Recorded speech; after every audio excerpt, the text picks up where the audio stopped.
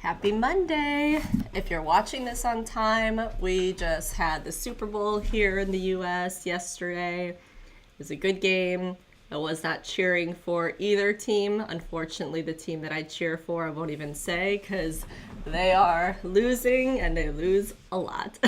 But I decided to wear green for the Eagles. And yeah, it was a good game to watch. It was a blowout. I mean, the Eagles killed it, and I thought I'd get on here and just talk a little bit about it. I don't know if any of you, I have a lot of people that are in other countries, so I don't know if anybody watched, but yeah, it was a good game. Today we're going to be watching day 5 of the Megan trial that we've been following, who is accused of killing her 15-month-old baby, Evelyn. We know that Evelyn was missing for almost 3 months, and she gave so many different answers as to where the baby was. Basically told every other person a different story. I don't even know how she was keeping track with it all. Very bad. But we do know that she for sure was missing near early December all the way till late February. And late February is when her dad, the grandpa, ended up calling the police and saying something's really, really wrong. I could see they're starting to tee it up, so I'm going to move myself in the corner just so we're prepared to watch when they are on. But so yeah, the grandpa actually was the one who did it, and we would later find that she had an old playhouse outside at her dad's house, and that is where Evelyn's body was found, in the playhouse. It was filled to the brim with trash. I mean, it was horrible.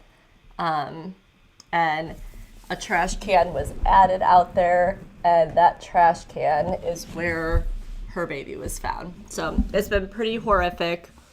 We thought we knew who the dad was. There were several people that were a maybe, but everybody thought that it was, I believe, Ethan Perry, and now we don't think it is. So there might have to be DNA tests if they pursue that. I don't know. But it's been pretty upsetting. One of the stories that Megan had told was that her mom took the baby. Her mom has a severe drug problem. And she said that she took the baby and gave her to a random person and wouldn't tell her the name, and the baby will live a happier life. And I just thought it was interesting that among her many stories, she said that about her mom, because she was totally taking advantage of the fact that her mom has a serious drug problem. But the mom has absolutely had nothing to do with it at all, that we know of.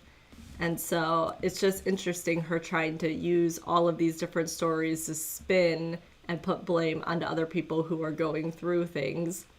It didn't work though. She obviously was arrested. She was 18 when this happened. Right now she is 23, and she turns 24 in March.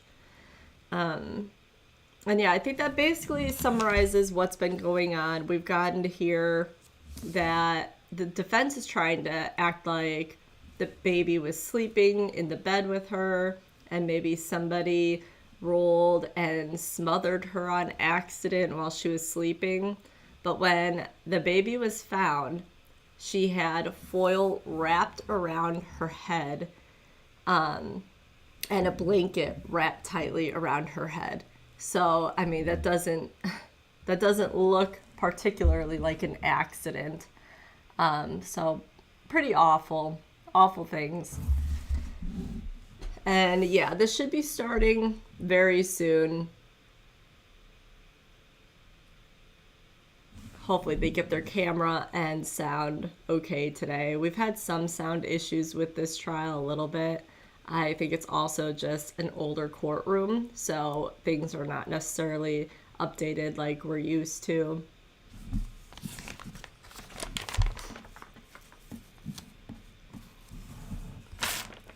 They are not seeking the death penalty, which I was talking with some of you guys last week. I'm pretty surprised, and so were they, about them not doing the death penalty. Because if she is found guilty and found guilty that she did this horrible crime, you would think that the death penalty would be on the table. I mean, this is definitely one of those cases that it should be offered if found guilty, but they're not for whatever reason. Just life in prison. Yeah, Ethan Perry was one. So that is who everybody thought the baby's dad was. Ethan Perry was in the army. She said the baby was living with him. And then it turns out that he had been living on an army base through the entire time she was saying that. So it's not possible that he had her.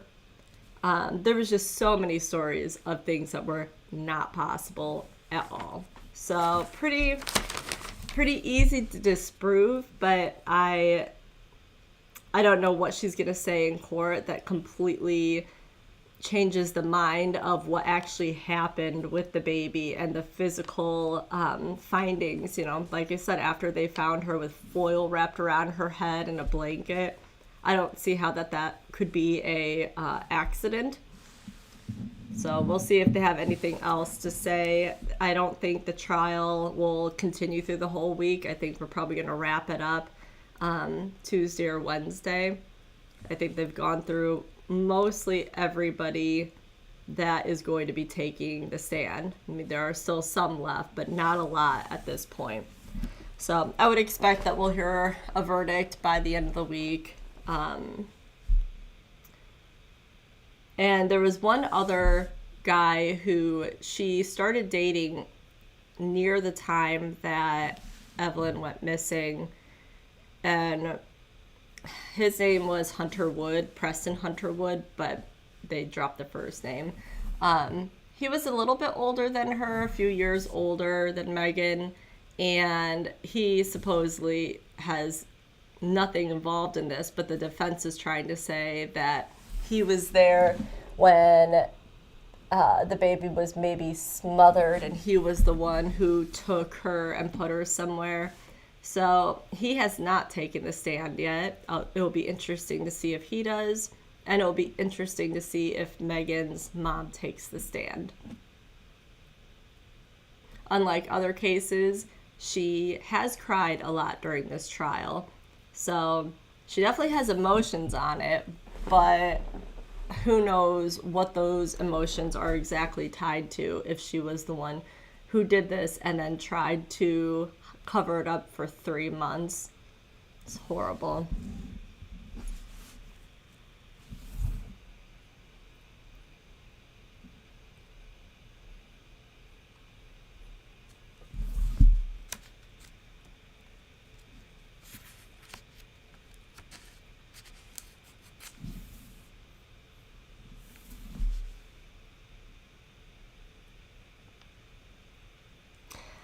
They were also, the body was found in March 2020. So that would be February 2020 that the grandpa said that she was missing. And after running their forensic science and everything, doing tests on her body, they found that she had died at some point in December. So it completely goes with the timeline of when she was missing. And yeah.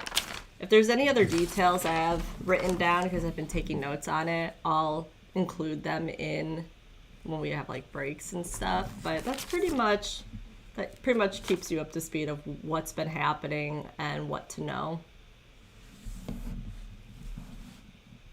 Jury's coming in right now.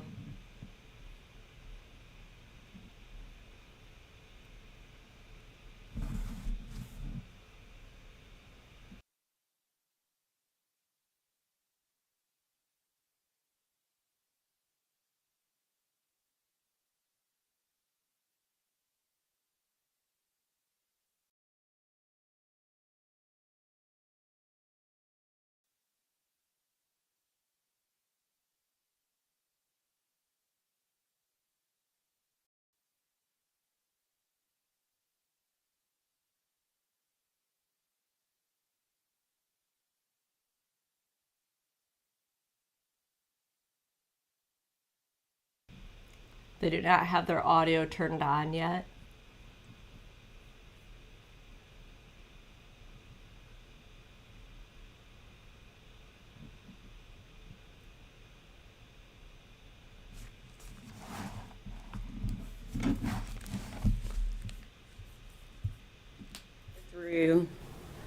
the trash can and the contents of the trash can? Yes, we did. And did you also go through the trash bags and those contents? Yes, we did. Okay. And without telling me what it is, did you find items that were considered relevant? Yes, we did. Okay. What do you do? What does law enforcement do when they find items that they consider relevant to an investigation? We go through them systematically. We photograph them, number them, identify them by name, place them into, depending on what the item is, some type of evidentiary container, whether it's a bag, a box, something of that sort, seal it up, and then determine what are we going to do with that piece. Are we going to place it in evidence? Are we going to send it to the lab? What are we going to do next? Okay, and was that done with items in this case? Yes. One second. Okay. And before we get into the actual evidence itself, was a determination made to send some of those items to the Tennessee Bureau of Investigation lab for analysis? Yes, we determined to send some things to the lab. Okay. If I could have item number, 88. Gonna ask that you again put gloves on before we.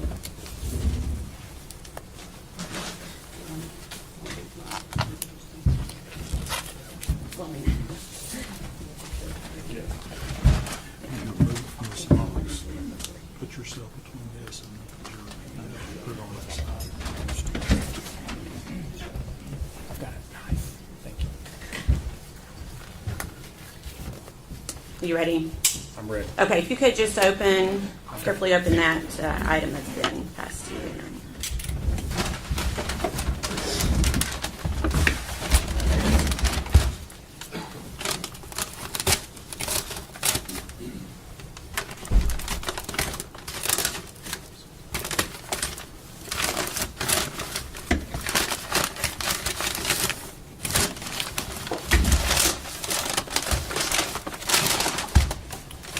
Would you like me to take it out of the bag? No, at this point, can you tell me what it is? Do you recognize it? Yes, I recognize it. What is it? It is the trash can that was recovered at Muddy Creek. Okay, and I'm asking you to speak a little bit closer into that microphone so we can catch it for the court reporter. You want me to answer again?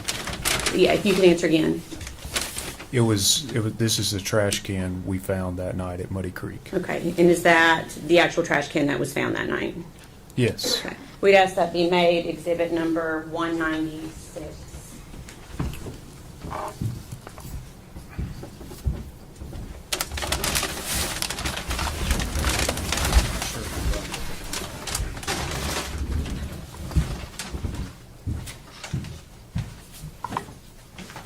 Any objections? No. Before exhibit 196.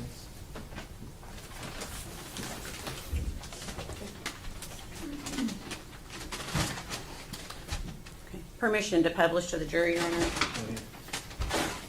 Agent Gratz, I'm going to let you now take it out and show the jury.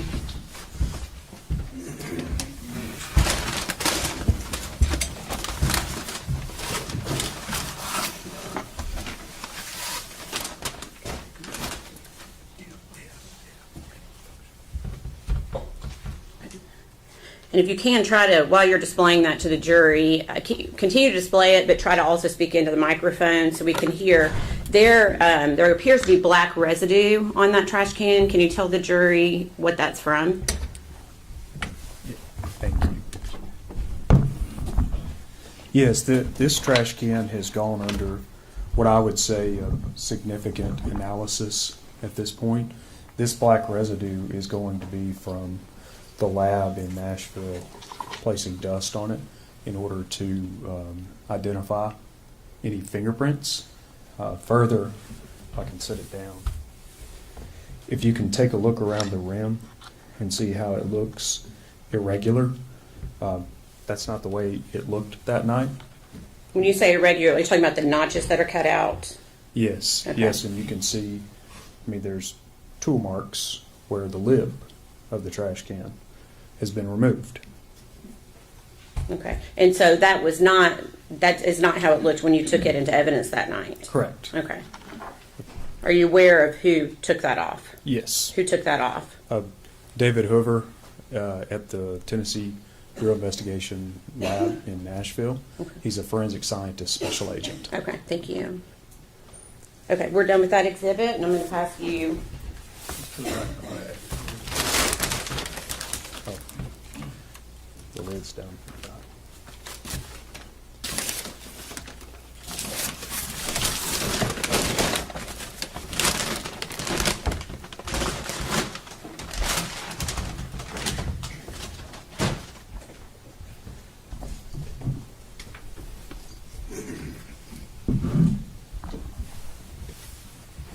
Pass to the next exhibit. Same thing, if you could just open it and see if you recognize it.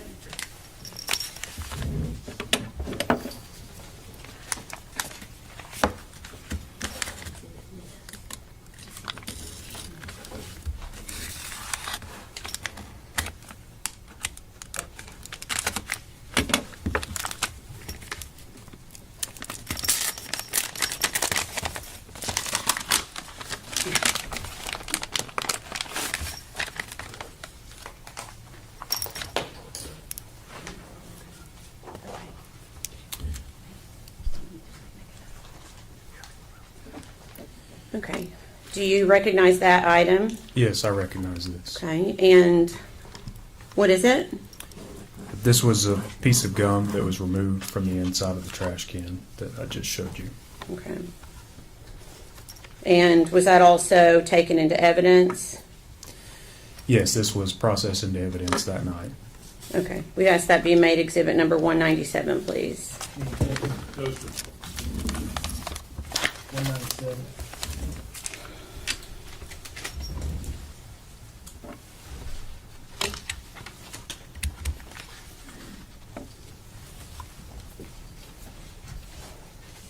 And permission to publish, Your Honor.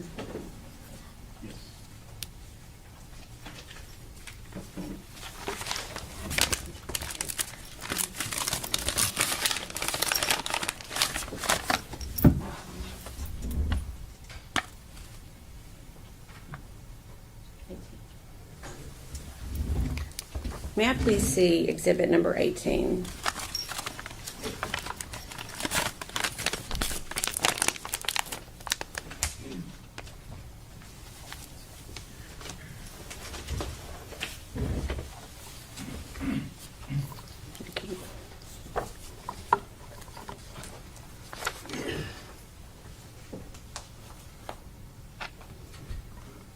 Okay.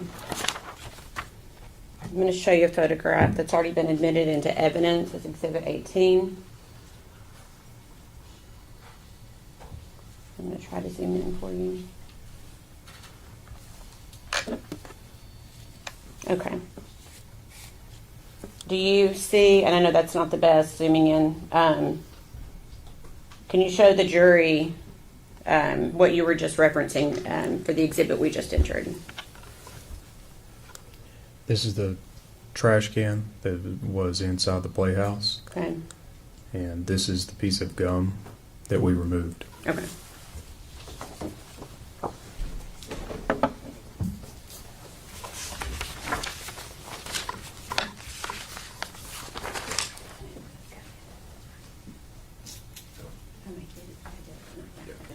Pass to the next.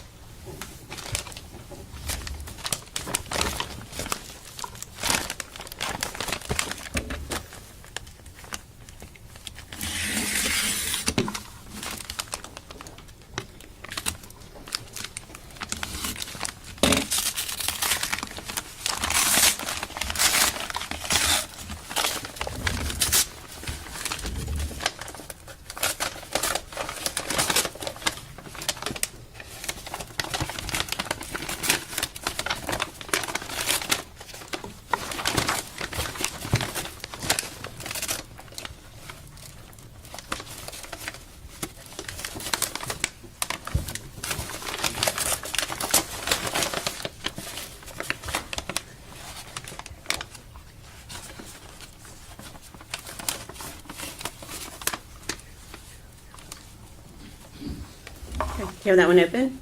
Yes, I have it Okay. open. And are you able to recognize what that is? Yes, I am. Okay. What is it? This is a black trash bag that was recovered from the trash can that night. Okay. And was that also taken into custody and sent to the TBI lab for analysis? Yes, this was. Okay. If we could ask that be made exhibit number 198, please.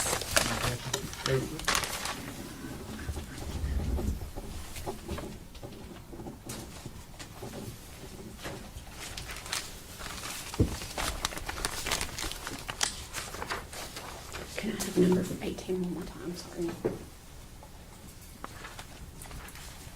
Permission to publish to the jury, Your Honor. You could just take it out, and you may want to stand up and show it to the jury so everyone can see it.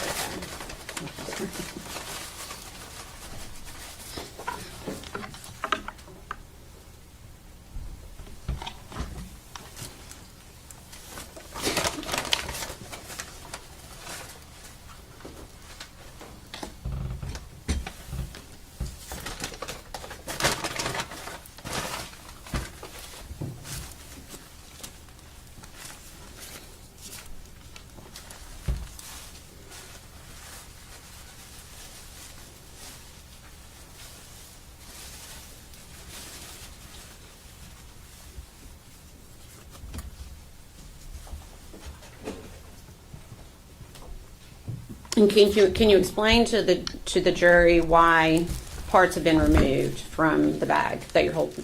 I believe you're holding up part of that. Yes, I am.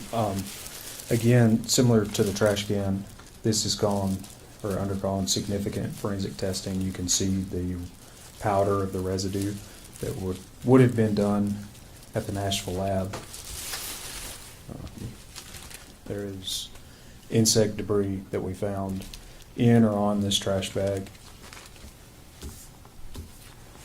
And this is a cutout that was done at the Nashville lab. Okay. And where was that trash bag found? Inside of the trash can at Muddy Creek. Okay. You can go ahead and try to put it back in, and then I'm going to show you the same exhibit number 18.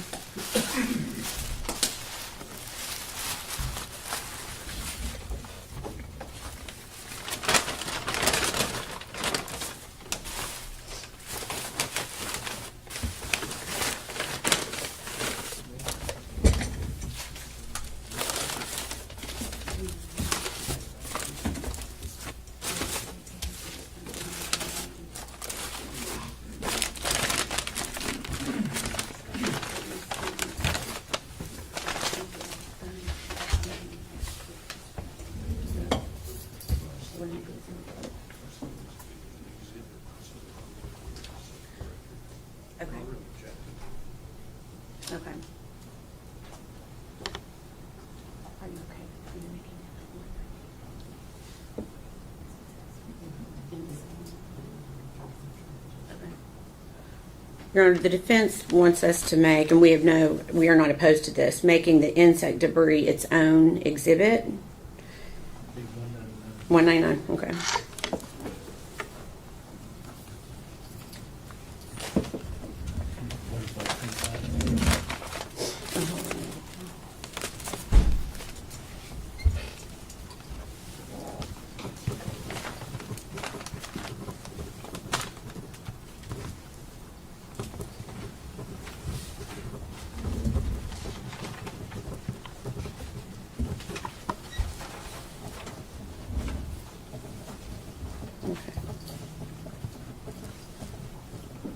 Okay, so back to exhibit number, what's been previously marked as exhibit 18. Can you tell us, is that the black trash bag that you were just referencing? Yes, that's correct. That's the bag.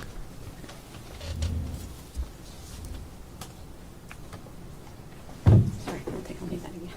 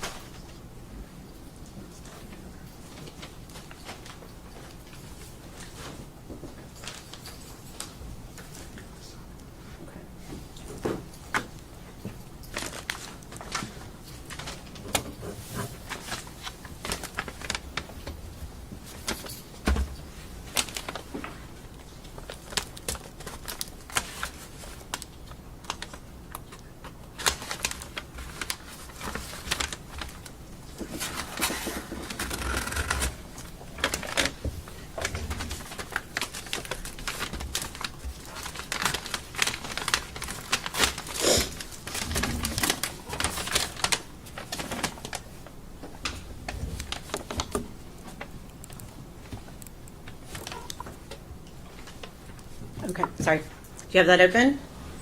Yes, it's open. Do you recognize it? Yes, I do. What is it? This is a Dasani water bottle. Okay. Where was that located? It was with the trash that we located that night at Muddy Creek. Okay. And did you also take that into evidence? Yes. And was that item sent to the Tennessee Bureau of Investigation Crime Lab for analysis? Yes, it was. We'd ask that be made exhibit number 200. Any objection? We approve.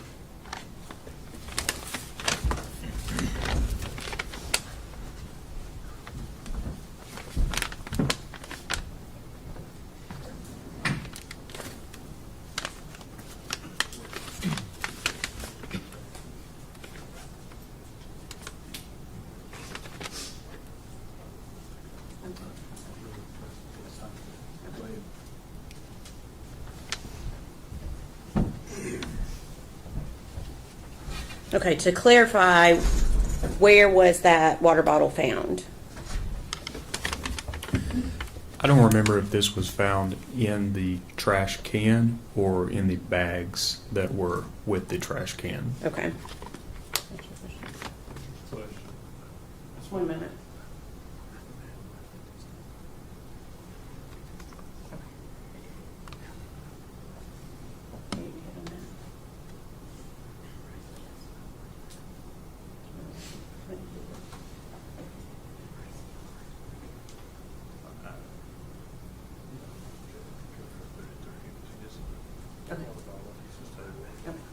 All right, Your Honor, at this time, I think we're going to ask that be made exhibit 200 for ID only. Good with that? We did ID.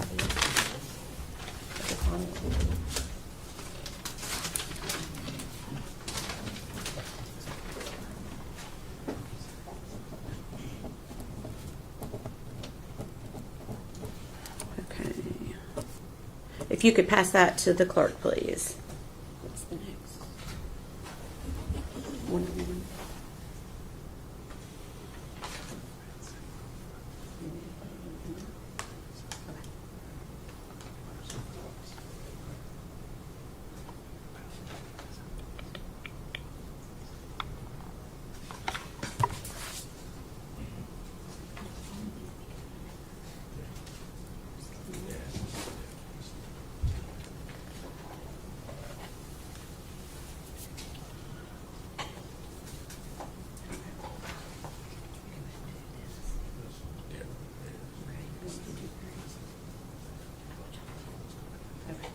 Give me 92 and 53.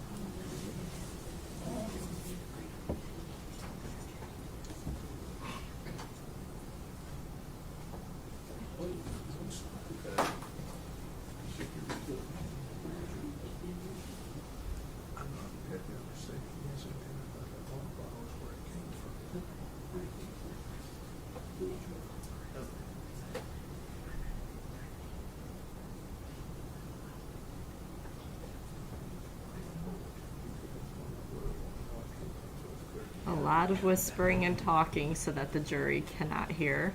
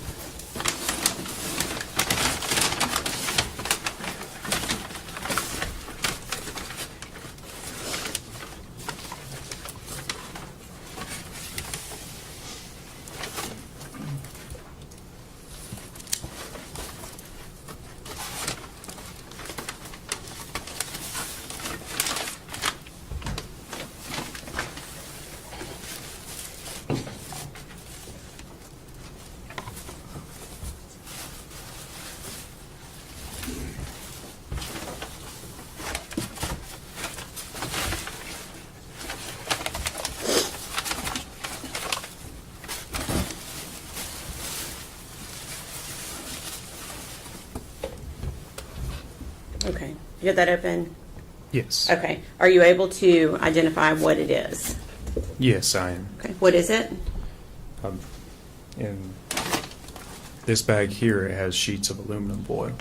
It Okay. has some sheets that are by themselves, and there's a box where I had placed some sheets inside this box at a later time. Okay. And where was that aluminum foil recovered? It was inside the trash can around the victim's head. Okay. Your Honor, we'd ask that, well, and was that taken into custody by law enforcement? Yes. Okay. And was that sent to the TBI crime lab for analysis? Yes. We'd ask that be made exhibit number 201. No. Before we get to, now, there's a bag and a box. Mhm. Are you separating them, or are you collected? Agent Gratz, can you specify why the foil is in a bag and a box? So there's the brown paper bag. It's inside this. There are sheets of foil. In the bag? Yes. Is there anything else inside the box? As far as I know, it's not been opened. I can open it up and look. Would you like me to do that now? Yes.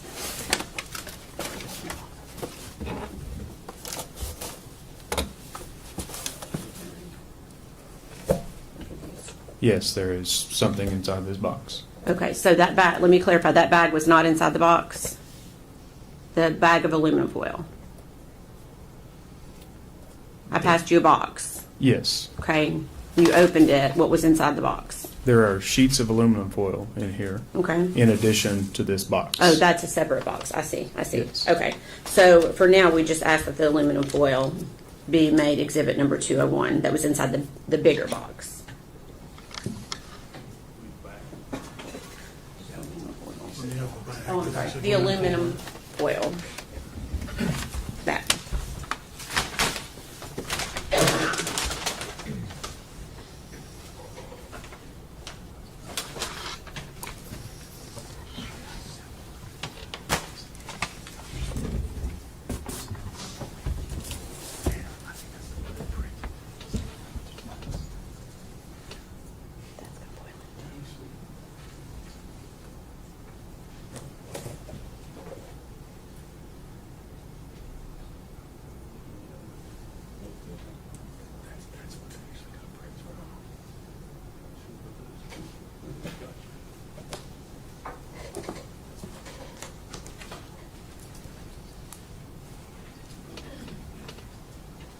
Okay, before we get to the small white box, could we have permission to publish exhibit number 201?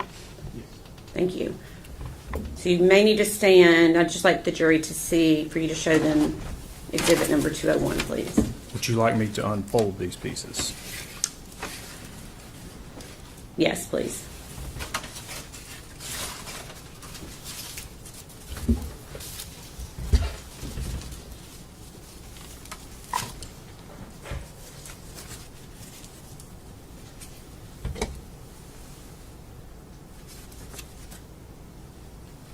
Agent Gratz, was it flat and folded like that when you removed the item from the victim? No, if you can remember from the photographs, part of this was formed around Evelyn's head, and part of this was sort of still stretched out. At a later day, we pulled it all out to do the measurements and the photographs that you also saw on Saturday. And then I folded it back up for evidentiary processing purposes. Okay.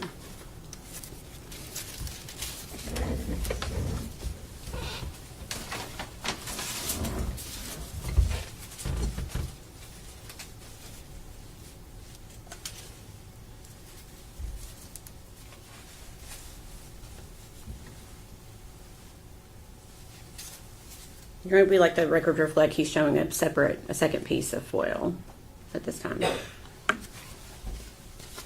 all within that same bag.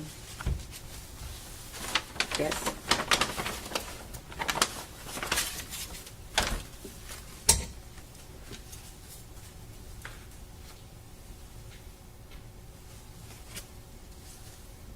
And we'd ask the record reflect he's showing a third piece of foil.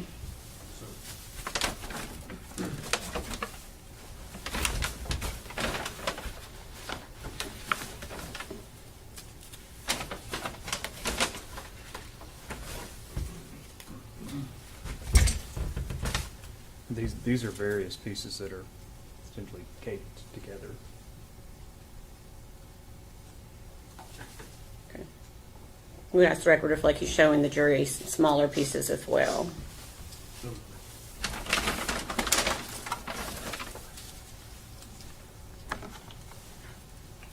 This is another piece that's wadded up with material. You'll have to speak up for the microphone. Sorry. This is another piece that's wadded up that has some material on it. Material, what do you mean? This is going to be a combination of human decomposition as well as trash that was in the trash can. We approach.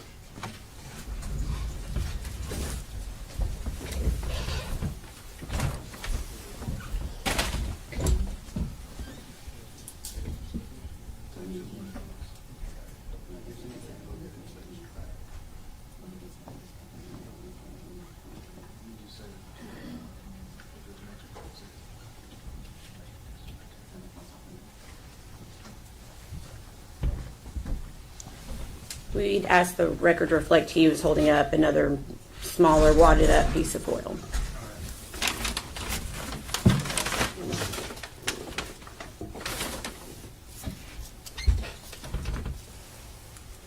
This is another small piece of foil.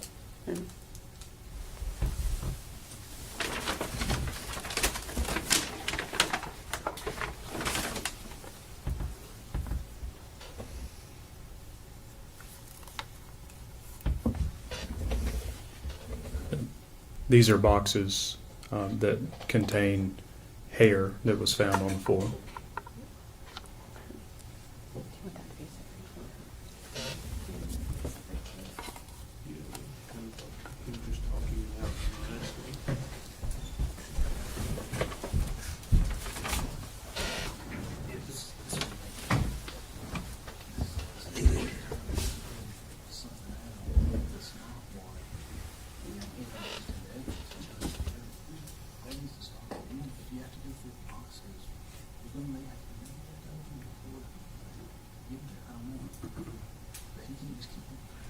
The defense has been doing a lot of whispering throughout this entire thing so far.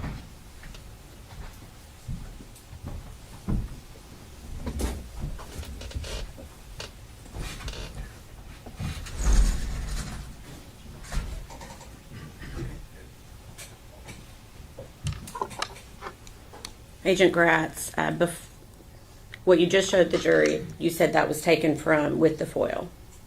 Yes. Okay, and that was taken into evidence. Yes. Okay. Your Honor, we'd ask that be made exhibit number 202. What are, that's the issue. What is it? You asking me? Yes. These are Don't Two. show it to the jury yet, please. evidentiary containers that have been sealed up. Each individually is labeled hair from full. Okay. Before exhibit 202. What's the letter? Will be collected.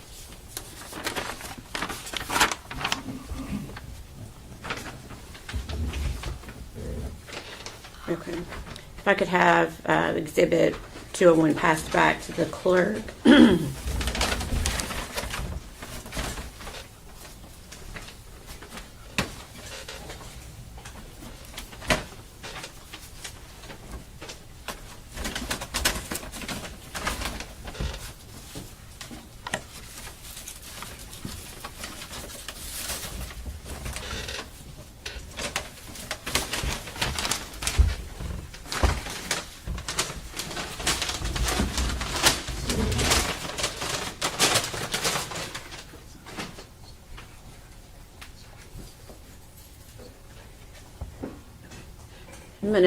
Are you able to grab that white box?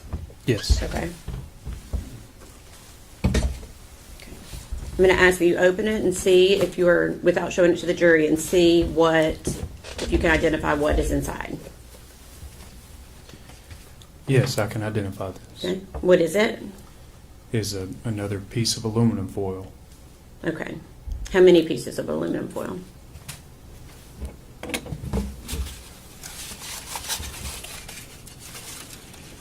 This is one piece. Okay. If I open it up, it may break apart Right. because it was sort of fragile or not a solid sheet by Okay. the way we recovered it. Okay. But it is one sheet. Okay. And where was that recovered from? This was around the head of the victim, Evelyn, inside of the trash can recovered at Muddy Creek. Okay. And are there markings on that foil that were not performed by law enforcement? There are markings on here that would have been done at the lab. Okay. So that was sent to the TBI lab for analysis? Yes. Okay. Your Honor, we'd ask that be made exhibit number 203. No objection.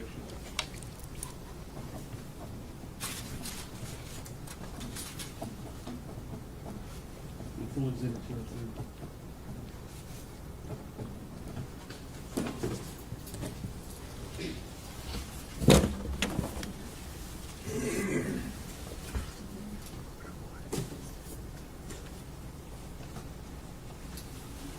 Thank you.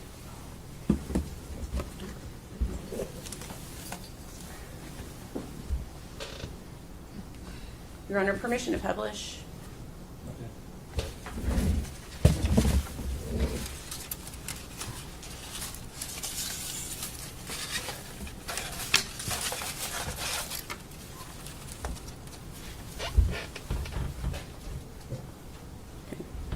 All right, thank you.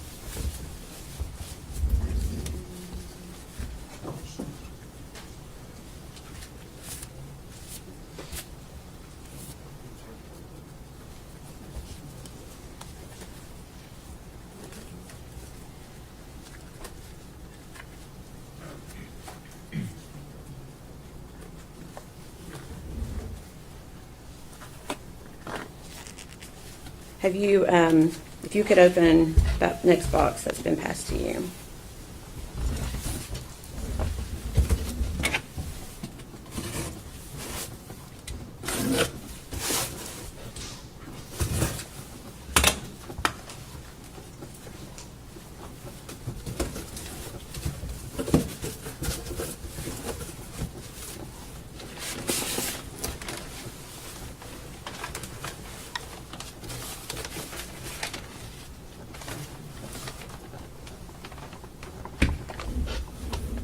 Okay. Okay, I have it open. Okay. Are you able to identify that?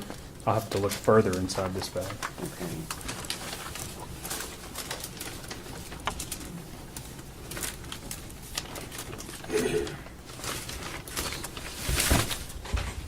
Yes, I can Okay. identify this. Okay. You said yes, you can? Yes. Okay. What is it? This is the outfit that the victim was wearing that night Okay. when she was recovered. Okay. And is there anything else other than the outfit?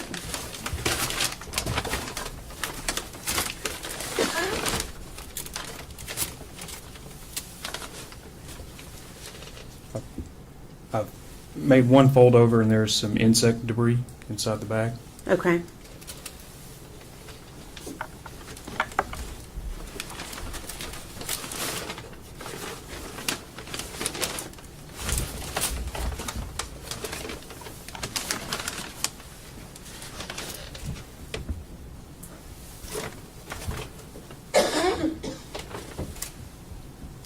That appears to be everything. Okay. One moment.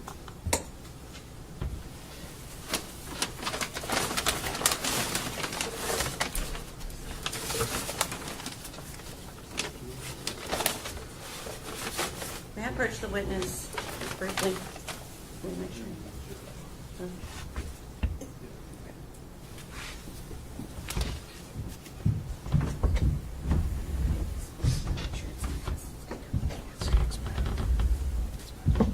Is it in a plastic tag? Looks like she was expecting that there's another item in there and he missed it or it's not there. Okay. Okay.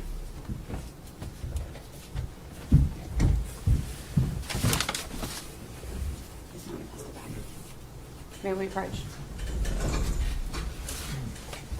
A little bit of disorganization going on, I think. This is pretty horrific. This is the first time us getting to see the foil. Very upsetting.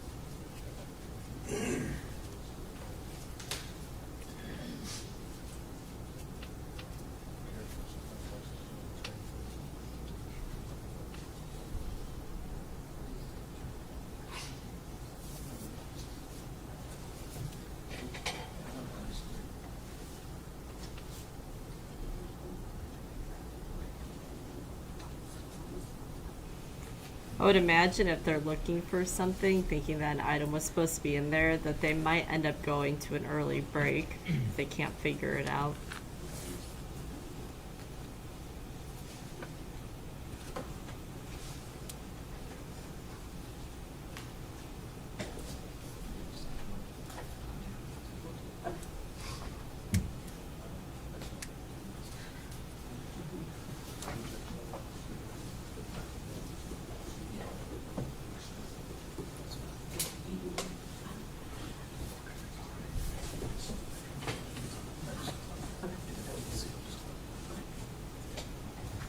You just want to see the backup so it doesn't take it. Okay.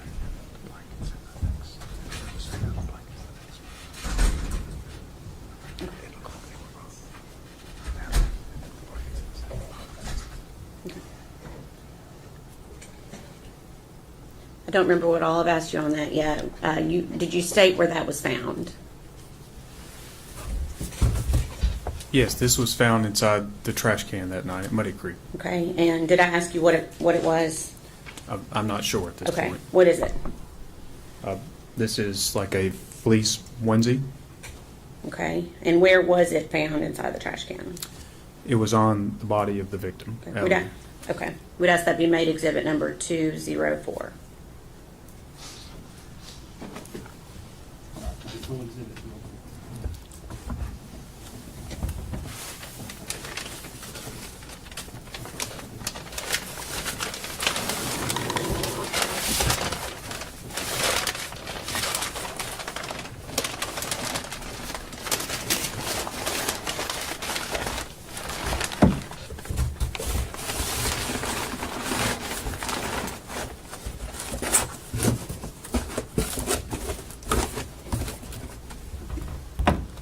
Well, I'm sorry, we're going to ask for permission to publish it. Be very careful. Be very careful. Try to leave it maybe on the butcher paper if you can.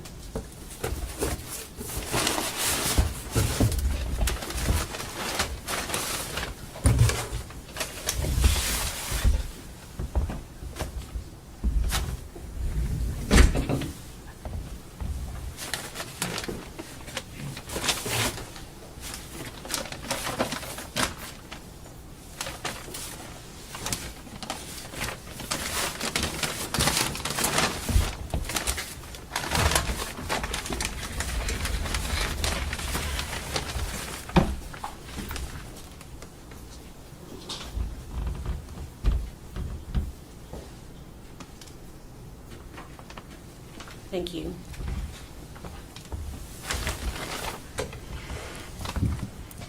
Do you want me to fold it back up? Yes, please. And try to maybe seal it back up into the box if you can, the best that you can after we fold it back up.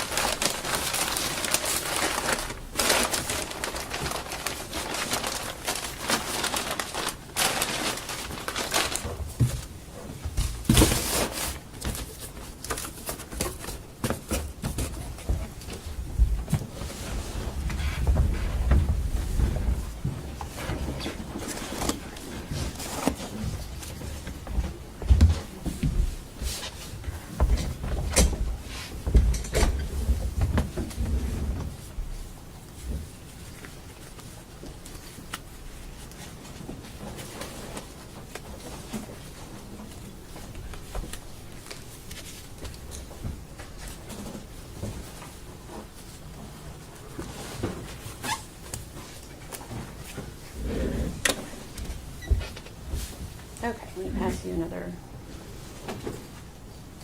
item.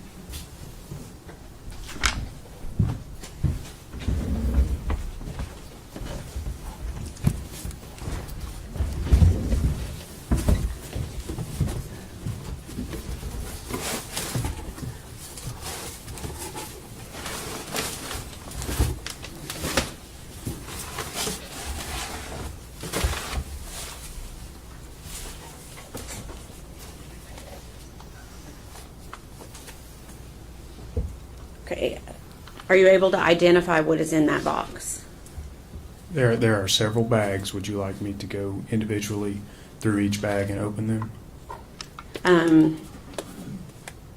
One moment.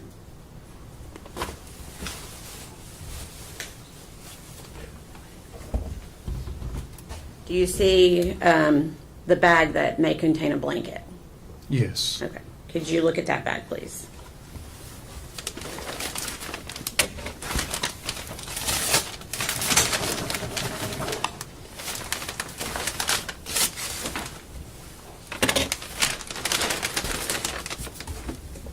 I'm going to go ahead and Yes, Hold open it. it and see if you can identify what it is.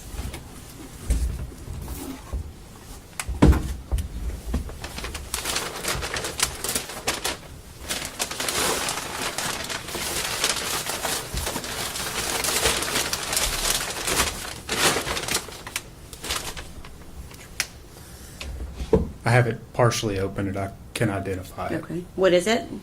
It is a fleece blanket. Okay, any other descriptive things that you can reference about that blanket? What does it look like? So it's gray and white and has a like a running pattern through it. Okay, and do you know where that was located? Yes, this was inside the trash can. Okay, and where was it located inside the trash can? It was around the victim. Okay, we'd ask that be made exhibit number 205. No objection. Full exhibit 205. Am I taking this out or putting it back in? Just one moment.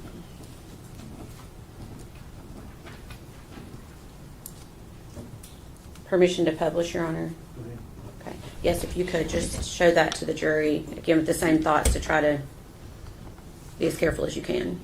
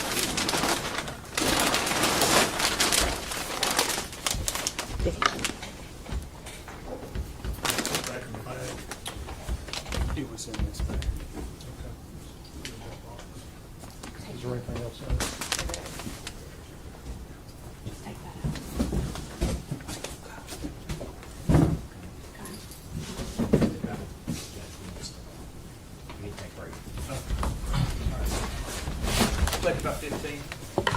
One stand, please.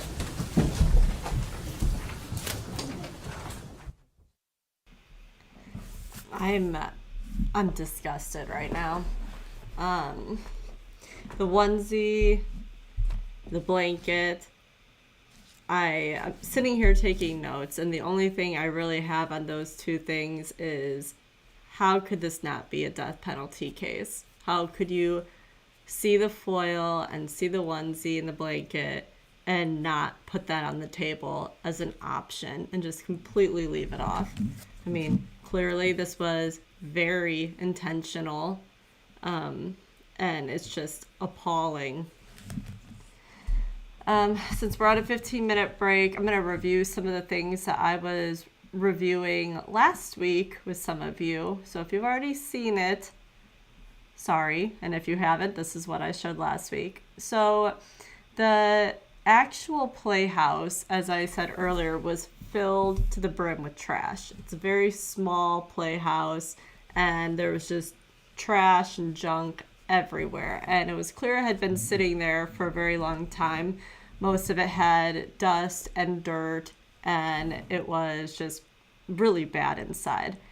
But the trailer that Megan Boswell lived in, this was the inside of her trailer. There's a couple photos for you. There's one. Here's another. This is where they lived. This isn't suitable for adults, let alone a 15-month-old baby. I mean, it's just really, really bad. And it reminded me a lot of the playhouse, but nobody was living in that, and no one had been in that in years, and yet here's where they were living. It's just so bad.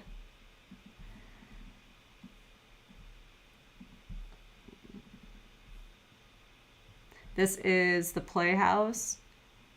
They went to it at night, so it kind of looks a little bit creepier than if it was during the day. But you can see it's very small.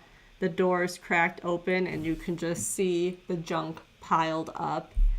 The trash can that was placed in there that had Evelyn was to the left side of the door frame.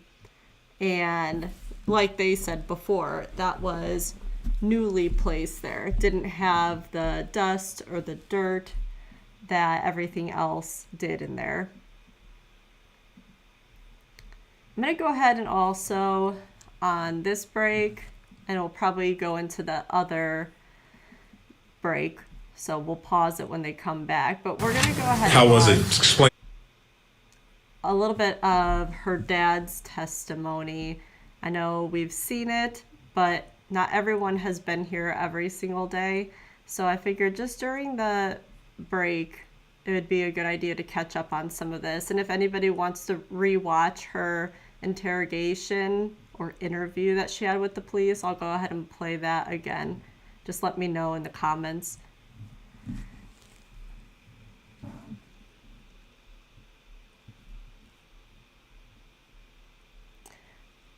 Hi, Brenda. Yeah, it's so upsetting. And, you know, it's one thing to, like, hear the details of what they found and what happened, but then to, like, see everything this morning, it's just so sad and so upsetting.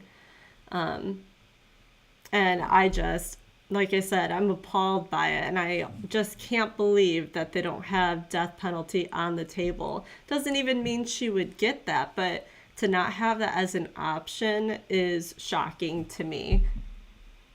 And yeah, a lot of people have been bringing up the similarities of this case and the Casey Anthony trial, which I know that trial, it's been a while since that one happened, but I agree. There's so many similarities, and there's so much lying that has been going on. It's just horrible. All right, so this is Megan's dad on the stand. To me exactly what happened as far as Megan's living arrangements were concerned there at the trailer park. What do you mean? She Well, didn't pay no rent, no light bills. I mean, she didn't pay no bills. if that's what you're asking. Okay, so you had a trailer out there and you let her go live there? Yeah, and I paid all the bills. Okay. Did she live there by herself or who lived there with her? As far as I know, just her and Evelyn. Okay. Do you remember when this was that she moved into that trailer? Goodness, no, I don't, sir. Okay. Would you say, All this stuff I've tried to put back in my brain and to want to forget it, and I'm trying my best to remember it. And well, I appreciate that. Okay. So she and Evelyn are living in this trailer by themselves out on Sugar Hollow. Is that right? Yes, speak up. Yes, sir. Okay. I see you shake your head, yes. Okay. Are you okay? Yeah, I'm fine. Okay. If you need a minute, let us know. Okay. I'm good. Okay. Did you ever go out and see Megan and Evelyn when they lived there at the trailer? A few times. Okay. Did you see the condition of the trailer, what it looked like?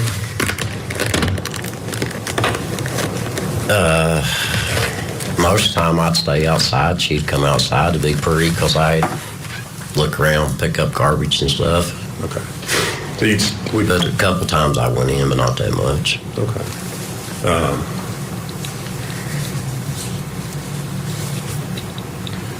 Did she have Evelyn with her? Yeah. When you were out there? Okay. So did there come a point in time at which you realized Megan was no longer living there in the trailer? Yeah. Okay. Do you remember when that was? Nah, I don't remember the dates.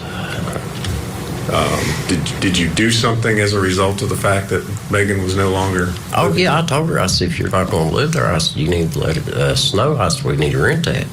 Okay. And did you do something? Yeah, I told her, I said, if you're going to live with Hunter, I said, you need to move your stuff out. Okay. And did she do that? Yeah. Okay.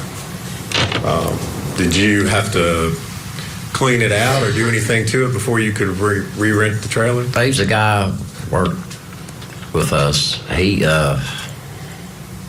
took care of the park, as you say. He got free rent, and he cleaned it up and done stuff like that and mowed. Okay. Well, do you remember what the condition of the trailer was when Megan moved out? It was pretty dirty. Okay. Did he have to do anything, or did you have to pay to have anything done to the trailer to be able to re-rent it? Oh, yeah. And what was that? Just cleaned all the furniture and stuff out and cleaned it up. And they had to replace some of the floor, which was bad. Okay. Did Megan leave anything behind in the trailer, or you know? Did she take her? Well, let me ask it this way: did she take all her stuff with her? I didn't go through the trailer. Okay. This guy that you hired. He did, and I told him, I said, whatever's left, she said she didn't want. And I said, there's a truck there, load it in the truck, take it to landfill. That's what we done. Whoever moved out, we clean them out. That's what we do. Okay. So you loaded up a bunch of stuff in a truck and hauled it off, or had this guy do that? Yeah. Mm-hmm. All right. Do you know where Megan was staying? You said she was no longer living She's in your supposed to trailer. have been living with Hunter. Okay. Is that Hunter Wood? Yes, sir. All right. Was that, as far as you know, was that her boyfriend at the time? Yeah. Okay. Had you met Hunter? Not at that time, I don't think. Okay. Do you remember when the first time that you met Hunter was? Goodness.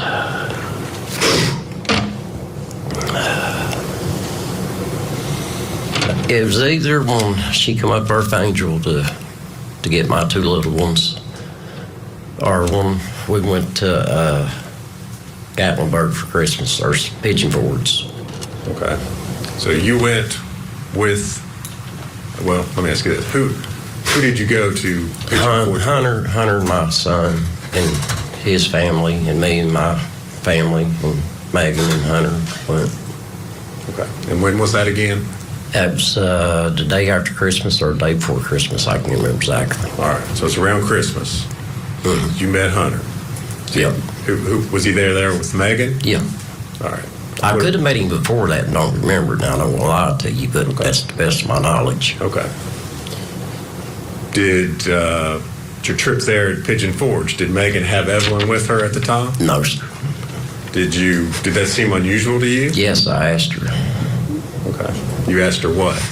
Where Evelyn's at. Okay. Did she tell you? Said that Ethan had her. Okay.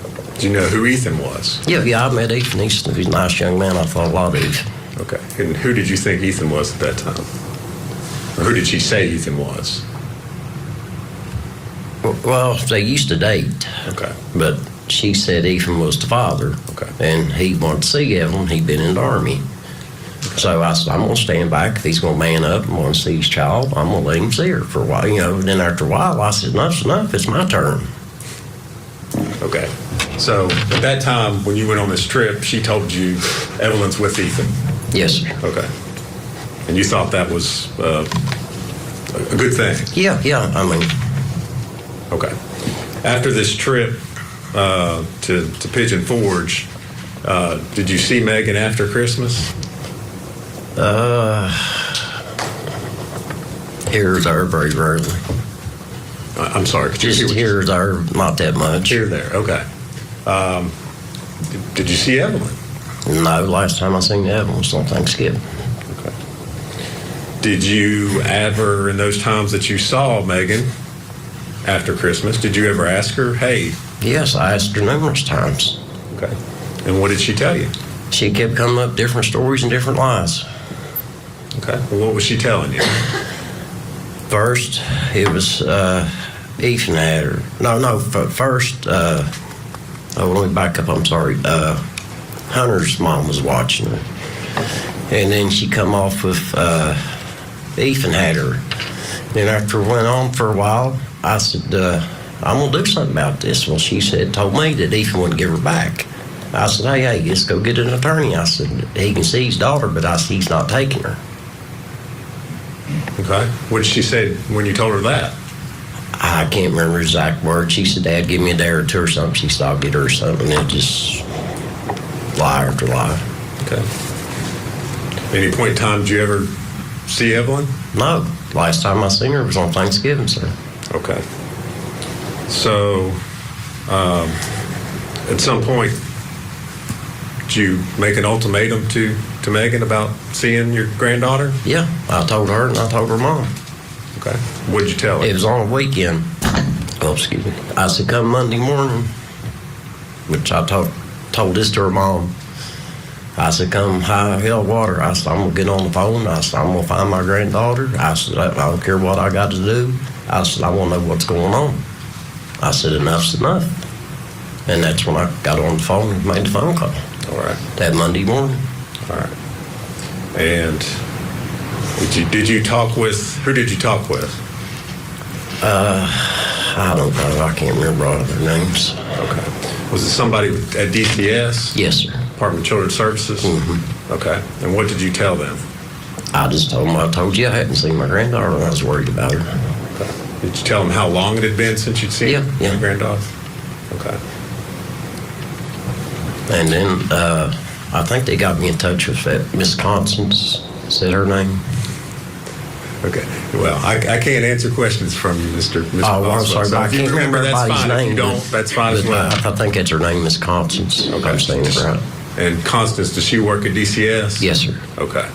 And you talked to her about, again, Yeah. the fact that you had not seen Evelyn? Mm-hmm. Okay. What happened after you made this report to the Department of Children's Services? It wasn't long. The detectives was up there, best Okay. I can remember. All right. So after you reported, then you start meeting law enforcement officers Yes, to sir. come to talk to you? Yep. Okay. Did you cooperate with them? 100%. All right. 100%. Whatever they needed done or searched or done, I'd give them permission to do anything. All right. Did they come out there to your place, your property out there on Yes, Muddy sir. Creek? Mm-hmm. All right. Now, this was sometime in February of 2020? Is that right? That sounds about right. Okay. Did you keep up? Obviously, at that point in time, you realized something is going on, right? Yeah. Okay. Did you, as time went on, continue to talk to and cooperate with law enforcement? Talk to them about what was going on? Mm-hmm. We'll go back over. I mean, how awful the fact that this grandpa was the one who sounded the alarm, wanted to find where Evelyn was, devastated that she had been missing, and Megan had taken the baby's body, and placed her on his property in that playhouse. I feel like the grandpa would already be beyond devastated, but he was the only one really looking for her, and for her to be placed there just has to be awful for him. The whole thing's awful.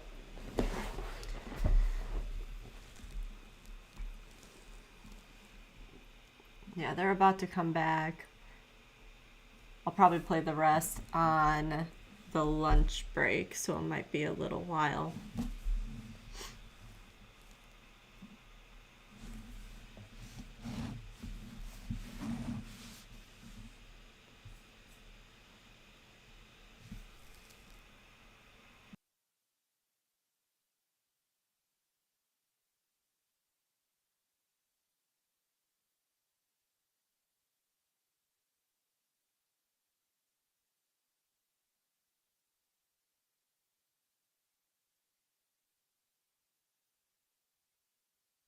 Also, just to say, it's incredible that it sounds like Hunter didn't want to have Evelyn around. And so, what does Megan do? She gets rid of the baby. And it wouldn't be the first time that something like this has happened, because the boyfriend or the husband doesn't want to bring in a child into their new relationship, but it's just absolutely horrible. And then we get to hear from the dad that she was living in the trailer with the baby all by herself, just those two, but then she wanted to move in with Hunter, and the baby's gone, and she left the trailer trashed and went to go stay with Hunter. It's unbelievable. And I know she was only 18 at the time, but I don't really care. 18 is old enough to know better, to not do these things, to not harm a baby, let alone your baby. It's just ridiculous.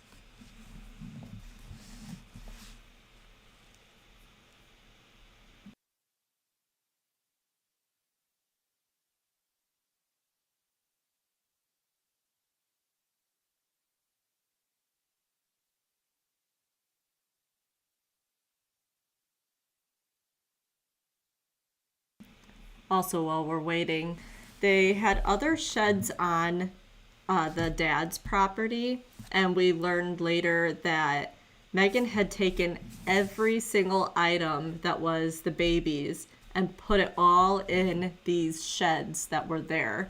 So, like, used bottles that still had like milk in it that were all like molding and everything. She took literally everything and put them in a shed.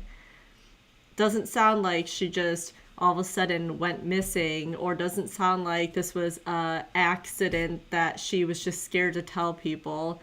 I mean, she went to great lengths to cover everything up.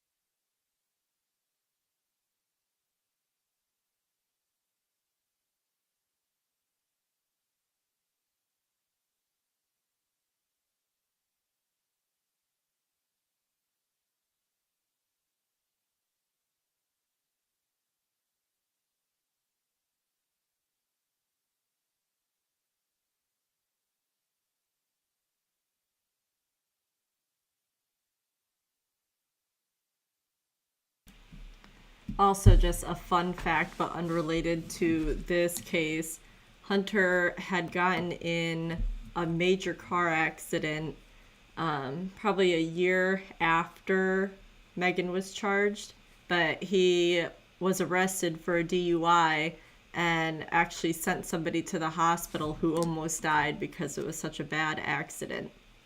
Very, very bad.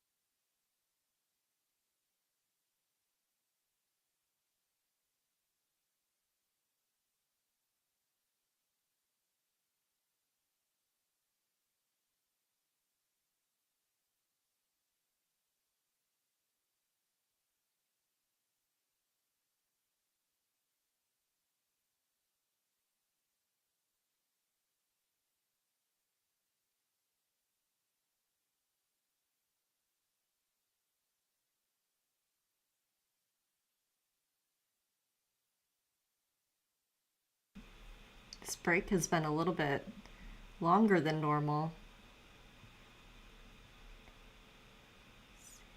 Yeah, over 20 minutes. There's a lot of walking around going on though, so I would imagine it's gonna start back up any second.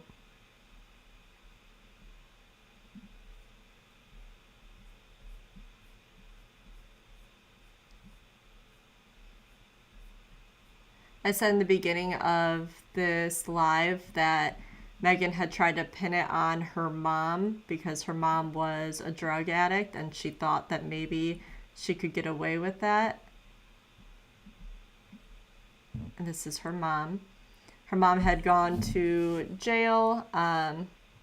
She was arrested for aggravated battery when she and her boyfriend were robbing somebody to get their car. She had a lot of drugs in her system. I don't know where she's at currently. I think she ended up getting out of jail, pretty fast. I don't think she went in or even went to prison, but I haven't been following too much, so maybe I'll do a little bit of research while we're listening today.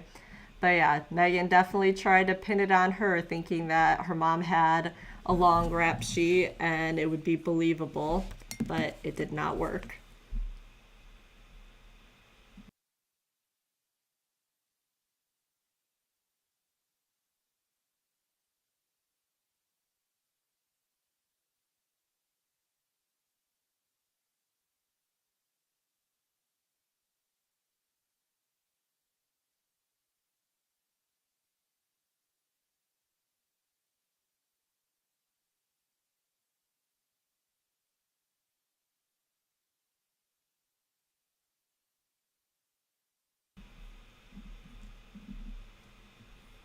This is Megan's arrest information, mugshot.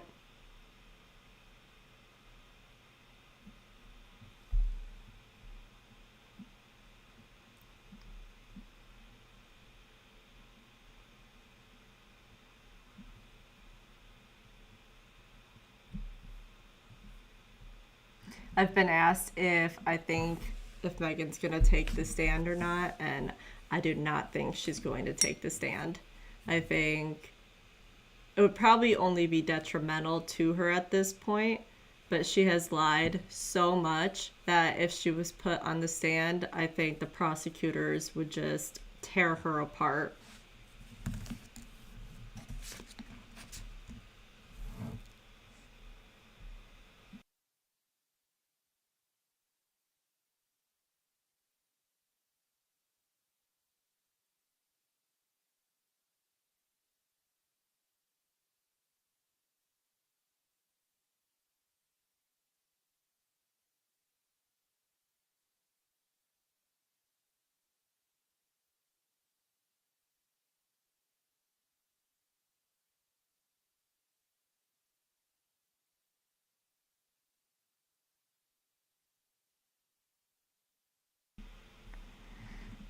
This is what I was talking to you about, that Hunter was arrested for DUI. I'm not gonna play the whole video. I'm not gonna play any of the video, actually.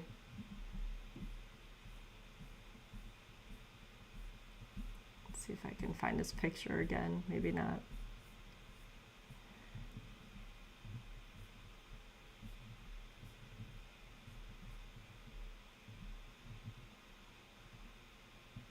Yeah, he's lucky that he didn't kill somebody. That was not good. And I believe he also is not in jail or anything at this point either.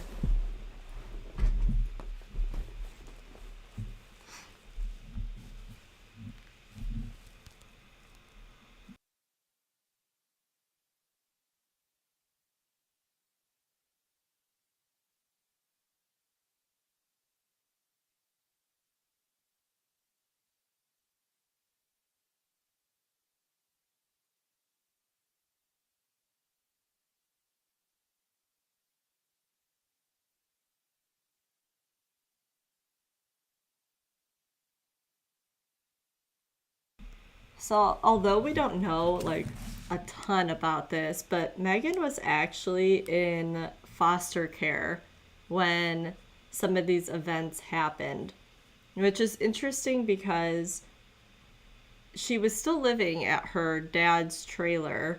I don't know the scenario of how she got to being in the foster care system and when she might have been released. Maybe that was automatic when she was 18. But clearly, maybe the parents weren't the best. Probably a harder childhood for Megan.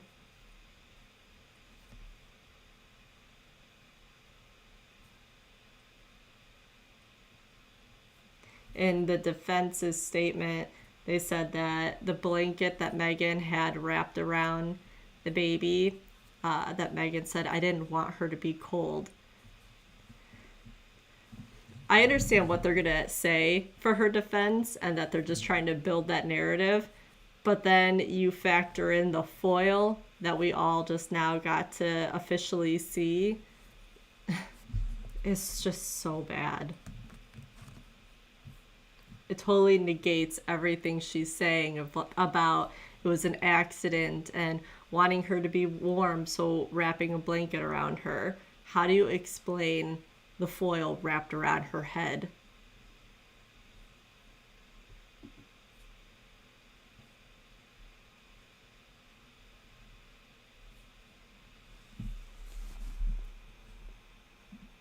Wondering if they're using this time to go over some of that whispering that we were watching. Because we're almost 30 minutes into a quick break, so not that quick. But there seemed to be some issues with evidence, and the state and the defense were doing a lot of talking. So hopefully they're getting that all figured out so the jury doesn't come back and they're constantly taking these breaks to whisper to each other and figure things out.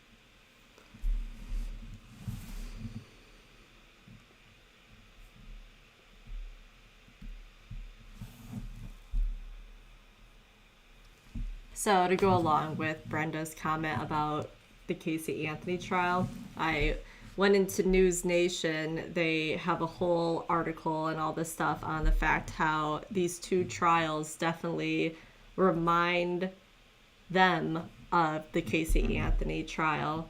I'm going to go ahead and read some of the charges that Megan has right now, and a lot of them are what Casey Anthony was charged with. But we have first-degree murder, 2 counts of felony murder, aggravated child abuse, aggravated child neglect, tampering with evidence, 11 counts of false reporting. That's how many times she lied and made up a story that wasn't true. Abuse of a corpse, failure to report a death under suspicious, unusual, and unnatural circumstances. Now, with the Casey Anthony trial, she was acquitted, and she ended up getting to walk free, which was shocking. I don't know anybody who actually believed Casey Anthony. So if you're on right now and listening and you believed Casey, let me know, because I don't know anyone who thought that she was innocent. And I don't think that Megan will get to be acquitted and walk free. Yeah. I agree about heartbreaking. I got kind of emotional when they held up the onesie. It's just things that should not have ever happened. It's so bad.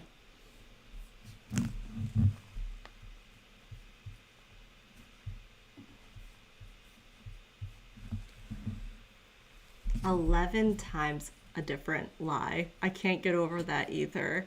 How do you even try to remember all the different lies that you have said to all these people?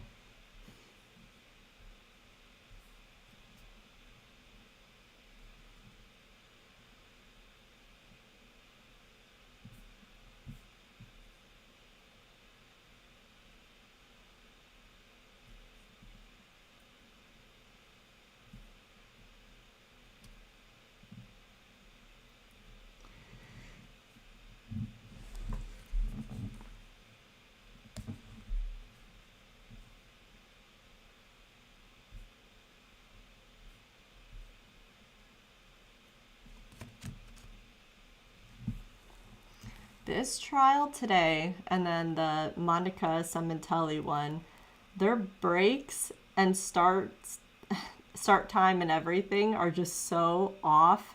This one's been pretty good, so I'm surprised that they've gone so far over their break today. But yeah, it's usually 15 minutes and we're going on 35 minutes.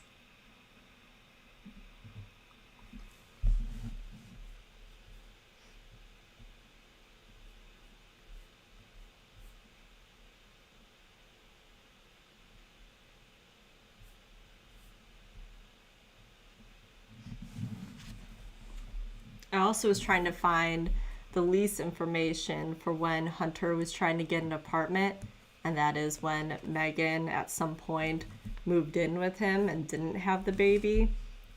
I have not found the exact date yet, but I am curious to know if that was at the start of December and where that would have fit in the timeline of everything.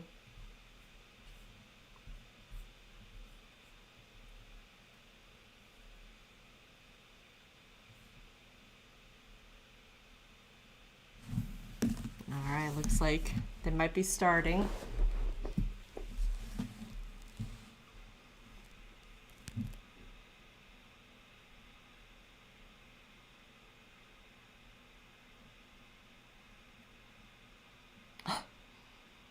Guess not yet.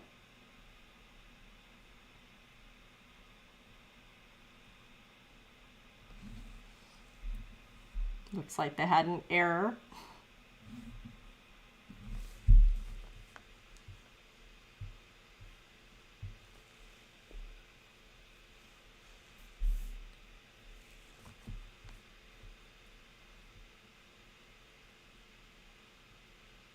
If you didn't watch any of day one of this trial, I've never seen this judge before, but he's really like no nonsense. He's just very straightforward, wants things to be done a certain way.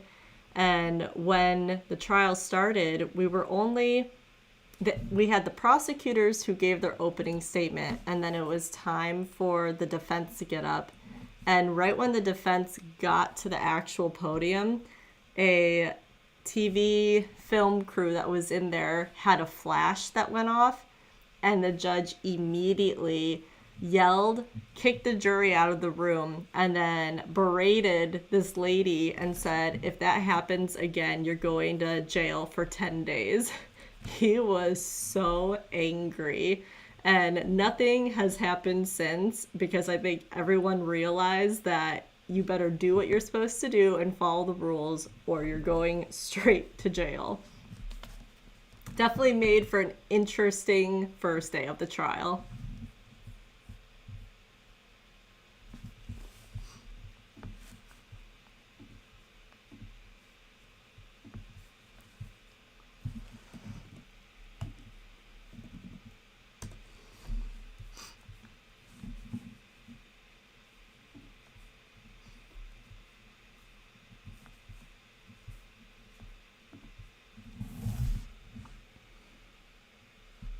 I just double checked with Law and Crime. Yes, they are all still on a break. Evidently, it's gone over a lot more than what they thought, so they're all on their own pages like this, where it's just their title for what today is. So I don't know what's going on that they have to extend this out even further, but hopefully they'll say when they actually come back on.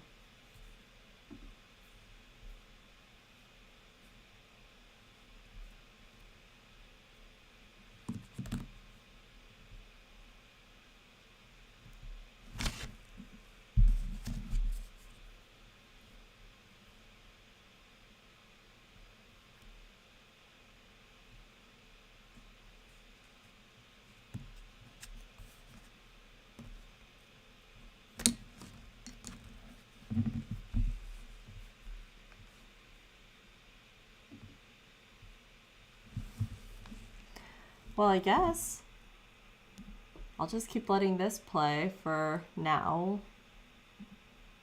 And if that comes back on, I'll switch it back. Keep in touch with them? Oh, yeah, we stay in touch. All right. Now, on Do you remember on March the 6th of 2020 calling the TBI? Yes, sir. Okay. And what was the reason that you called them on that day? Me and Ashley was talking. Her and Megan used to switch phones all the time. Okay. Hold on. If you could, I think Mr. Scott had trouble hearing what you said. Trouble hearing the person that. If you could start over and repeat what you just said. About Ashley and her switching phones. Well, Which part? I think the beginning part of it. Oh, when I called TBI? Yes. Okay, well, before that, me and Ashley was talking. Okay. They used to switch their phones all the time. Okay. When you say they, are you talking about But Megan Megan and Ashley, they'd switch their iPhones and trade backwards and forwards. Okay. And I told Ashley, I said, call that TBI guy back and tell him he can have that phone. He might be something on that phone. Because I prayed and done everything I could to help him. We're coming back.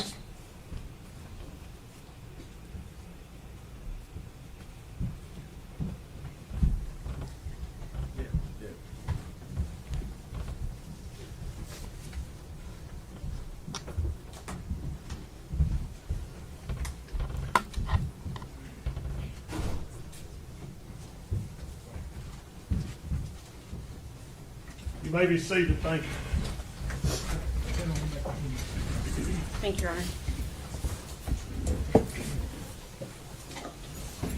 A few more questions.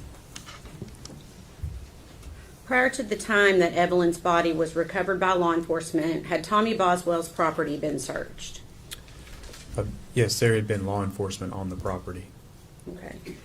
Was the playhouse searched prior to Evelyn's body being found? No. And can you tell us why?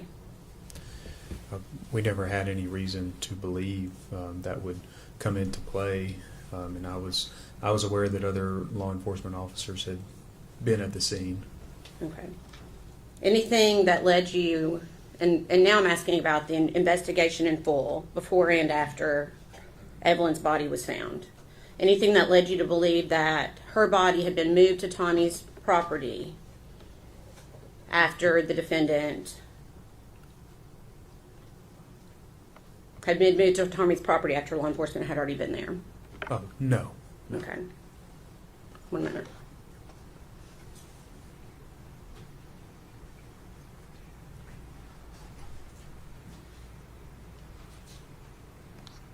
Anything that led law enforcement to believe that Tommy Boswell was somehow involved in Evelyn's body being placed in that playhouse? Objection, cause for speculation.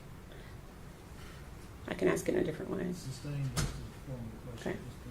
Based upon your full investigation, did anything pursuant to your investigation lead you to believe that Tommy Boswell was involved? No. Did anything in your investigation lead you to believe that Tommy Boswell knew that Evelyn's body was in that playhouse? No. Okay. Ethan Perry, did he fully cooperate with law enforcement? Yes, Mr. Perry cooperated. Was Ethan Perry fully investigated? Yes, he was. Was Ethan Perry eliminated as a suspect in this case? Yes, Mr. Perry was eliminated. Was law enforcement able to determine that the story Megan Boswell told law enforcement about Ethan having Evelyn was a lie? That's a lot of words. I mean,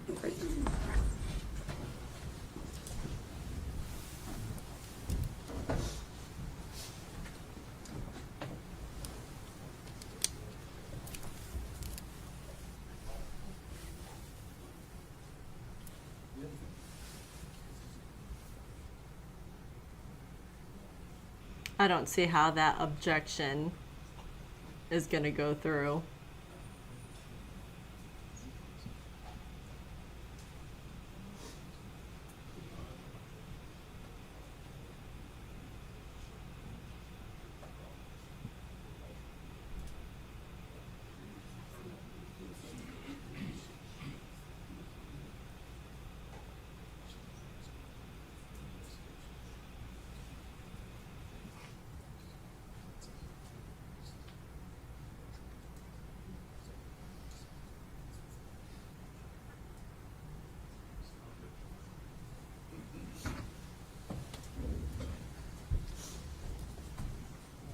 objection sustained in part, overruled in part. I'm going to try to ask this in a different, less wordy way.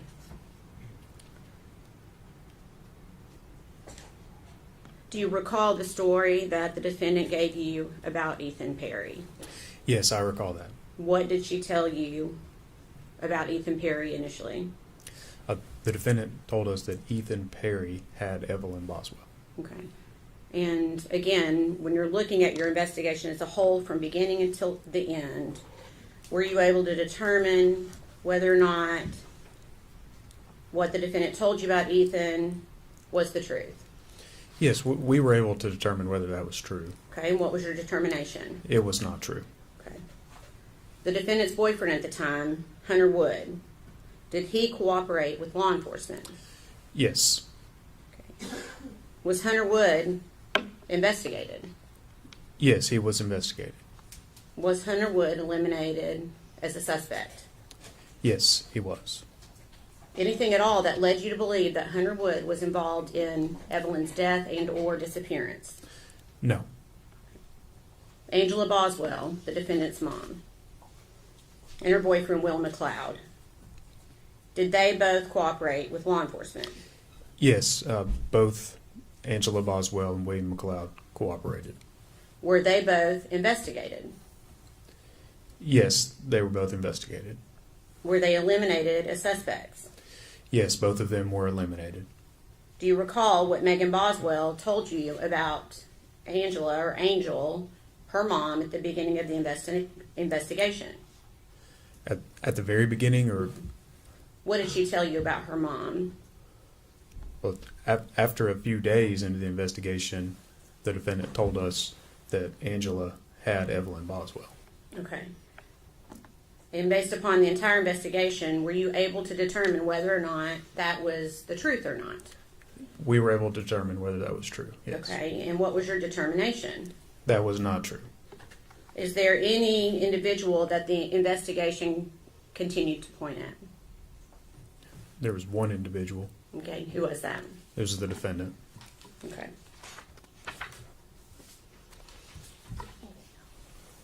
Please answer any questions the defense has for you.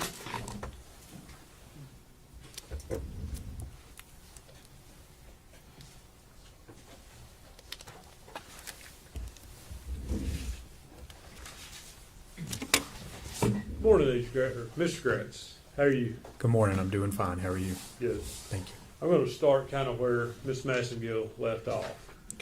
Okay. She asked you if they're about clearing certain suspects. Correct. And she used words and asking you about Hunter Wood, if there's anything at all about him that caused you all to disbelieve him as not being a suspect. In other words, y'all conclusively concluded he's not a suspect. We did after we investigated him. Okay. And as part of that investigation, I'm sure, did you collect his DNA? No, I did not. Matter of fact, he refused his DNA to law enforcement, didn't he? I think at some point he did. Okay. So his DNA cannot be compared with any of the DNA where the body was found. That would be a question better answered by the lab personnel. As You were the case agent. Do you know if Yeah. it was? I'm sorry. You were the case agent. Yes, I was. And as the case agent, you're basically in charge of the case. You give directives about what to do and so forth. Maybe not quite that far, but I am the lead investigator for the Tennessee Bureau of Investigation. And do you know if his DNA was processed against anything? If you know. No. You don't know, or it wasn't? Oh, I'm sorry. It was not. Okay. Did you obtain fingerprints from him?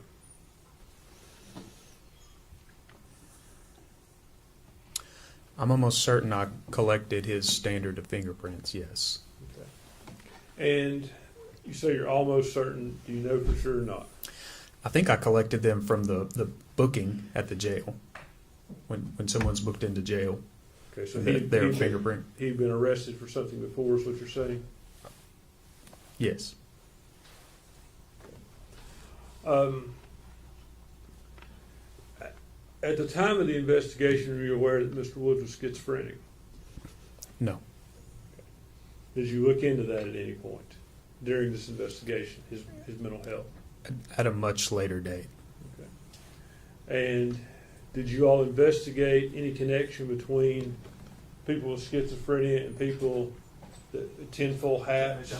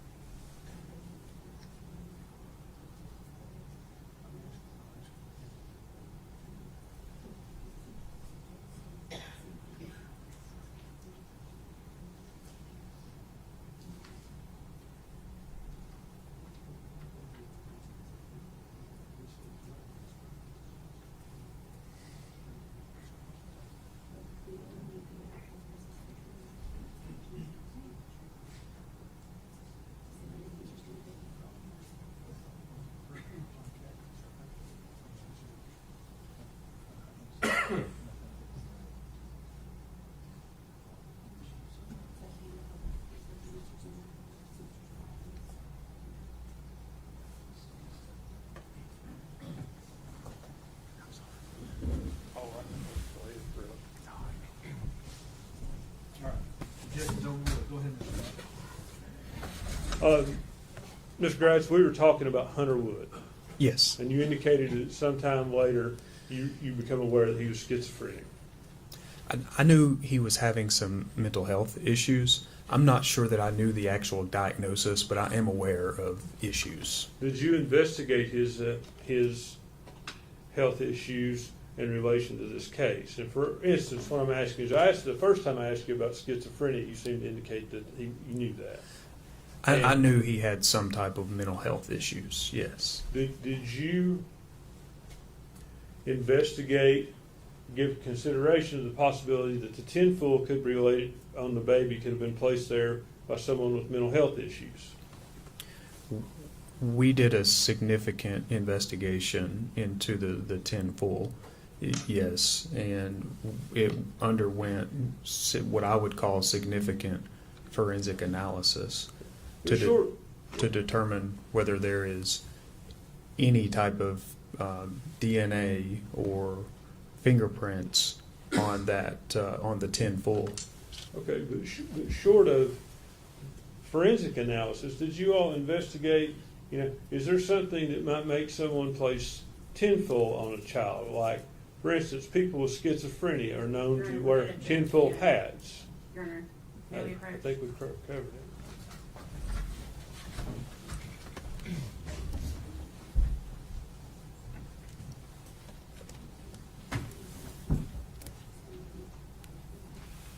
Trying to use the schizophrenia for why there was foil wrapped around her head, but the prosecutors did not like that, so we'll see what the outcome is after they talk to the judge.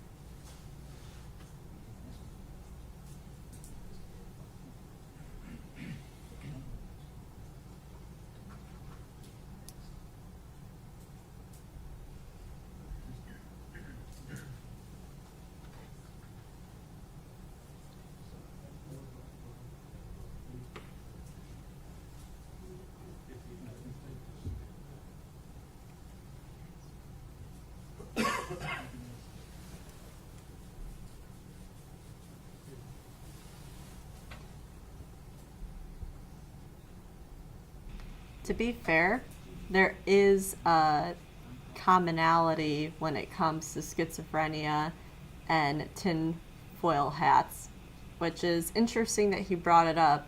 But Hunter was already investigated and proven to not being physically even at these certain locations and doing these certain things. So it doesn't really matter what illness he may have been suffering from, because he's already been ruled out. He could not have possibly been the one to do these different things.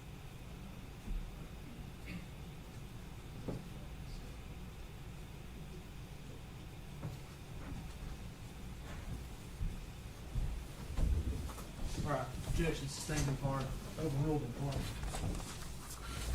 Agent Gratz, did you investigate any connection between mental health and whoever placed the tinfoil on this child? I'm not aware of any theories of like mental health issues is concerned with tinfoil, so nothing specific like that was ever investigated. Does that answer your question? To your knowledge, did anyone in your prosecution team do that? As far as mental health issues and tinfoil hats? Yes. Not that I'm aware of, no. So going back to Hunter Wood, you said he declined to give you his DNA. Not me. I don't remember ever having many face-to-face interactions with Mr. Wood, and I don't recall that it was me that asked for it. But he did decline to give it to law enforcement. I believe so at some point. So that wouldn't be 100% cooperative with the investigation, would it? I guess it depends on how you look at it. I think that could be answered as a yes or no.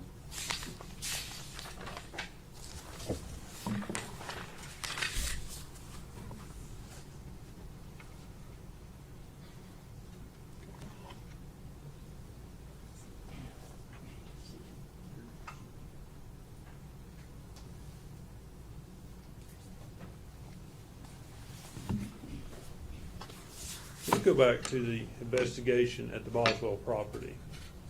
Okay. And as a case agent, I assume you're aware of what searches were conducted when and the results thereof. Generally speaking, there are a lot of moving parts, and in an investigation this large with this many agencies involved, I did my best to really maintain a clear chain of information and make sure everything that was happening was being documented on paper, memorialized in some type of form, and brought back to me or to someone who would later bring it to me to put it in a file. And Tommy Boswell's property was searched on February 23rd, is that correct? With that specific date, I would have to go back and look. Do you have something that would refresh your memory as to that? Do you have notes? In the case file, yes. Is that something you could easily access? Relatively, it might take a moment to look through. Judge, I'd ask to refresh his memory with his notes. You want me to? Can he sit down to get those? Can you give me that date one more time, please? February 23rd. Thank you.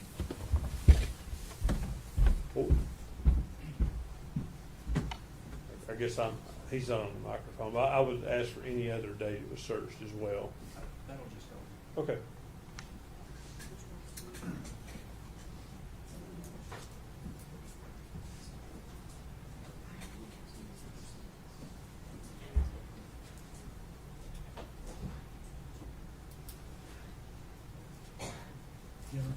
Jenna, I can do that somewhere other than right in front of you.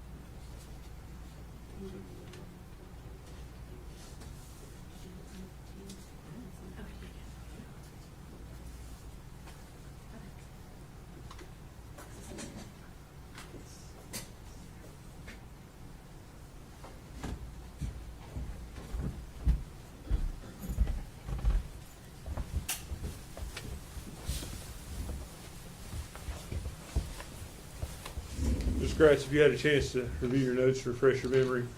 Yes, yes, I did. Was a search conducted of Tommy Boswell's property on February the 23rd? Yes, yes, it appeared that after looking at my notes that Mr. Boswell Sr. had given written consent and permission for law enforcement to search his property. And you recall who searched the property? Yes, that there were a team, or was a team there. There were members of the Sullivan County Sheriff's Office present, as well as at least one member, or I suppose two, of the Union County Sheriff's Office. And that would be Union County, Tennessee. And a cadaver dog searched the property that day and provided no hits, is that correct? That, according to the report. Would the report would be correct to the best of your knowledge? I would have to defer to the officer that conducted that to those that were present. Is your report, Ms. Gratz, IR 115, author is David Gratz. Mhm. You agree with me about that? Yes, correct. So you would have recorded the information you were provided by the team, whether or not the dog hit, correct? My report essentially reflects that there was another report issued. So the other report was issued by the Union County Sheriff's Office.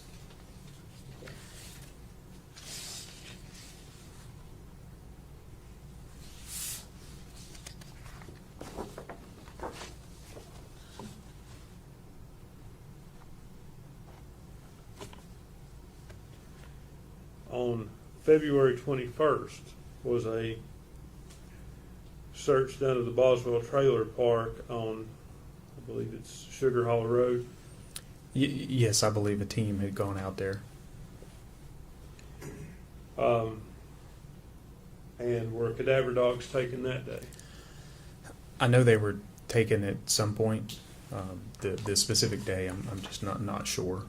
You don't remember? No, I don't. I do know they were taken out there. Would your report from that day refresh your memory? Absolutely.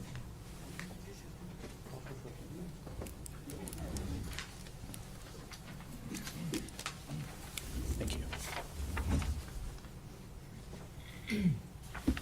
Thank you.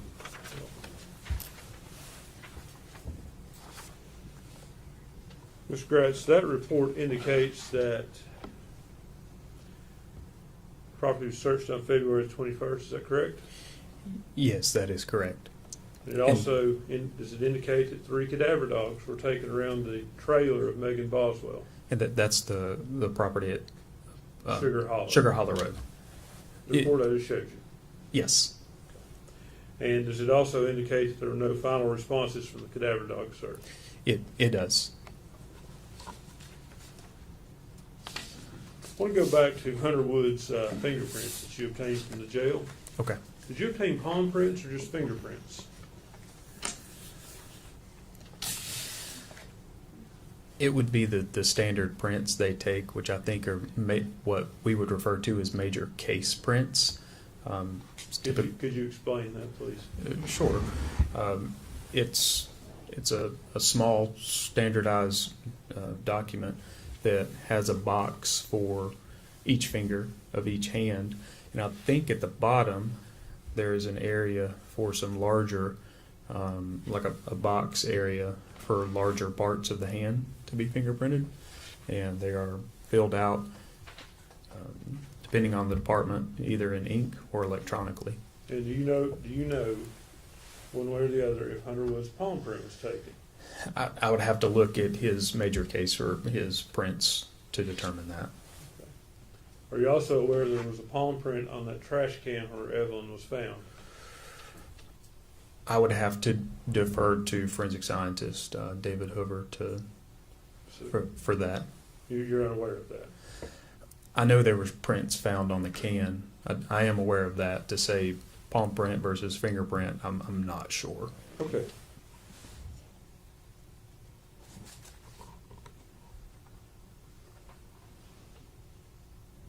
Could I approach the court reporter, please?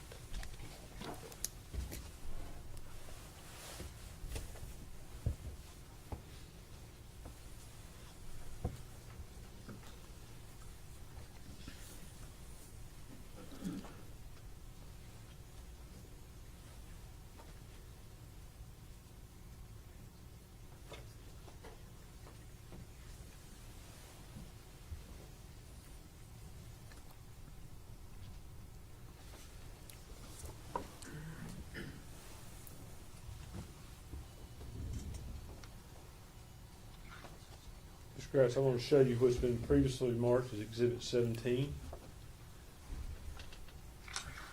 Flip. There you go.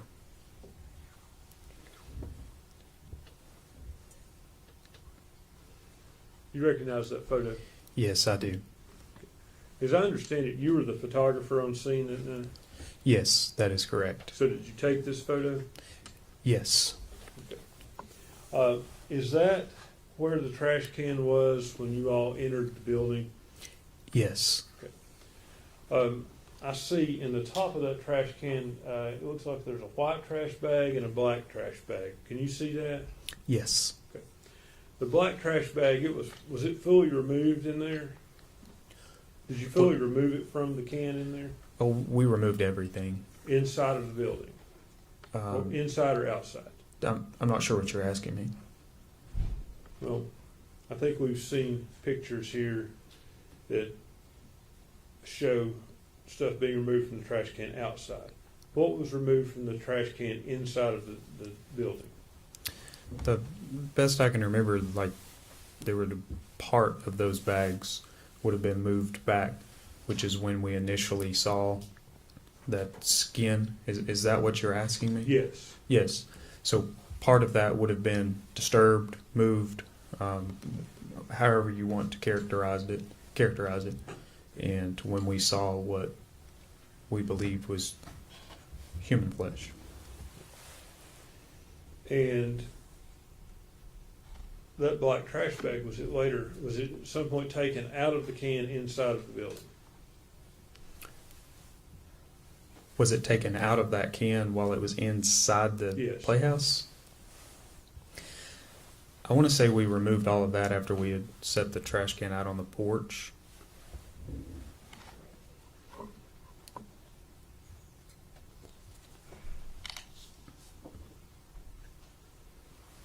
I'll show you what's been marked as Exhibit 15.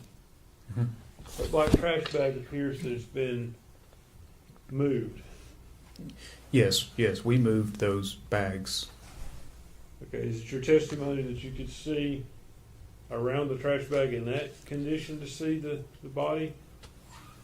When you're standing above it, you could see part of the body, yes.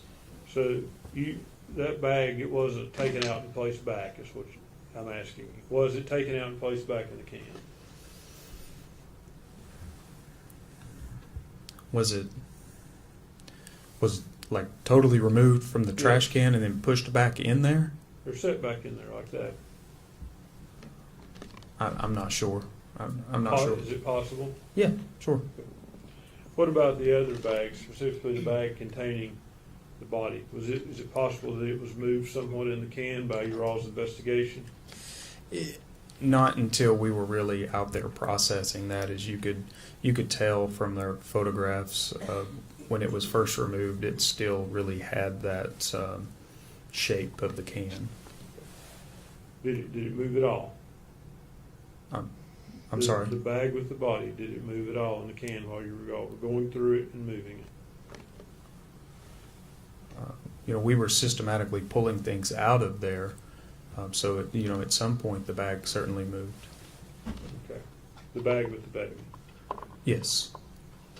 You went through some photographs with various items in the trash can here. I think Saturday we were going through it.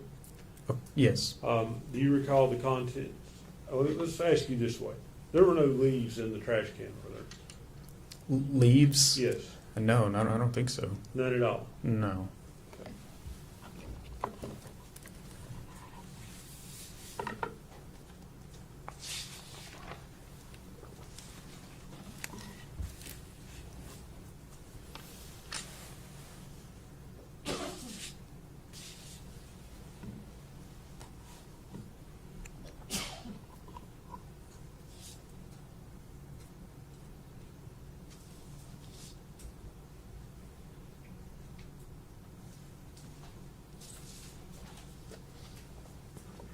Okay, just a minute.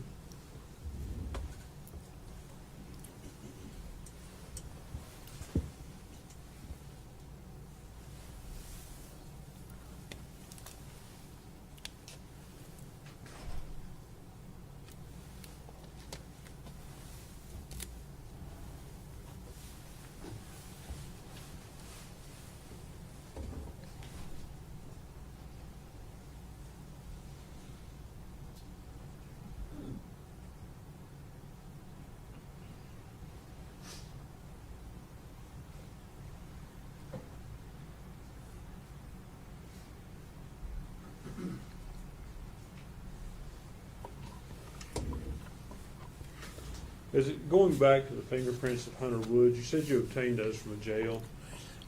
I'm fairly certain that I went to the booking area and obtained his prints. Yes. Was that here from the Sullivan County Jail? Yes. And you know which arrest that was from? I do not.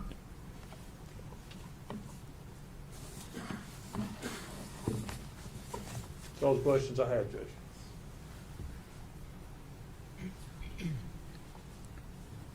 Redirect.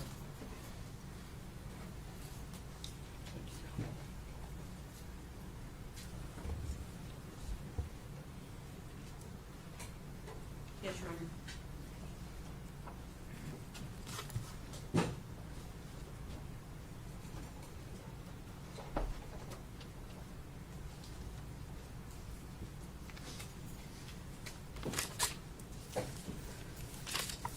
How many interviews of what we call lay witnesses do you think were conducted during this investigation?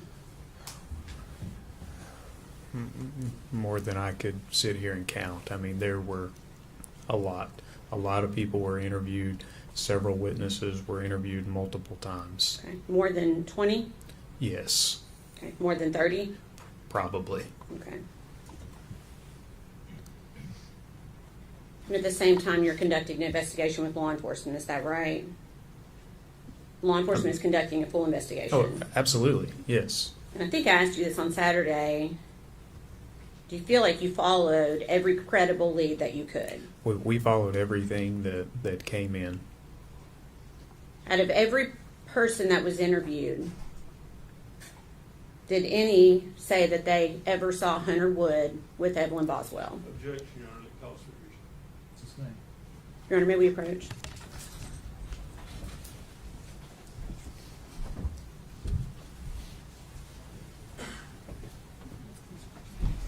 The trial this morning is definitely going a lot slower. So much sidebars have been happening. But that's just because all of the evidence has been being brought out today. And so there's a lot of objections and keeping track of the things that are allowed to come in versus that aren't allowed to come in. So it may seem slow today, but it's just because of all this evidence.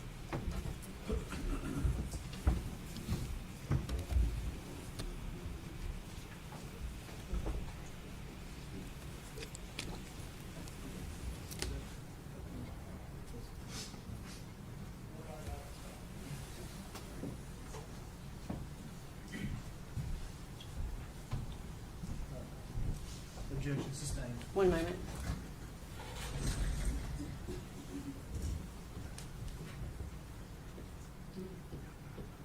Okay. All right. No other questions, Your Honor. Anything else?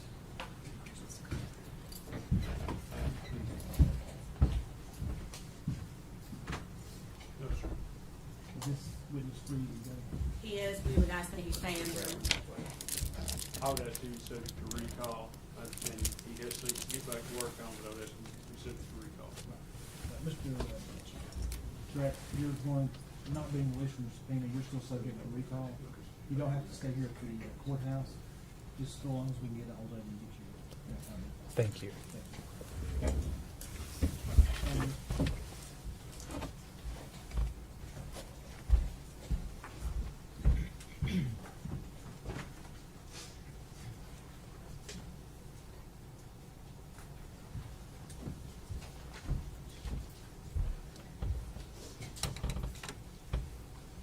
I'm assuming you take the price of the next. He is the stable call Detective Matt Price. State your name. Matthew Price. Solemnly swear from testimony about to give you the truth, whole truth, and nothing but the truth. Yes, sir, I do.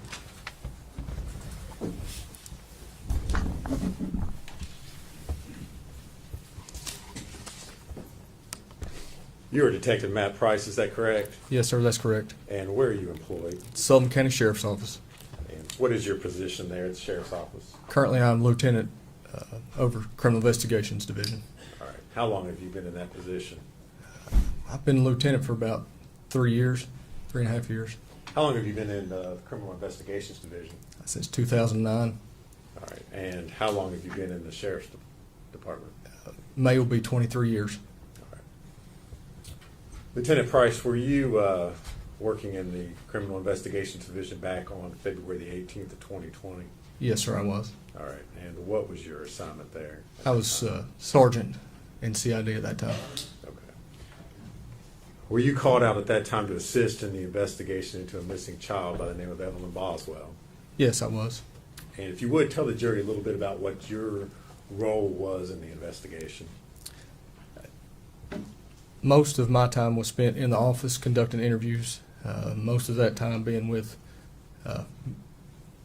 Agent David Gratz with the TBI, and myself interviewed Megan Boswell multiple times. All right. I'm going to kind of walk you through things, maybe starting a little bit at the end and walking back forward. But on March the 6th, did you all eventually locate Evelyn's body and go to the property there where Tommy Boswell's out on Muddy Creek?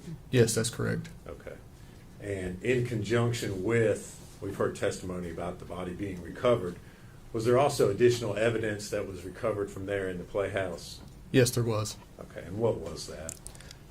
There was multiple trash bags that was also located inside the playhouse. Those items were collected, and we went through those. We brought them to our headquarters at the sheriff's office and processed those here. Okay. Did you take photographs of the process as you went through the items that were in those trash Yes, bags? I did.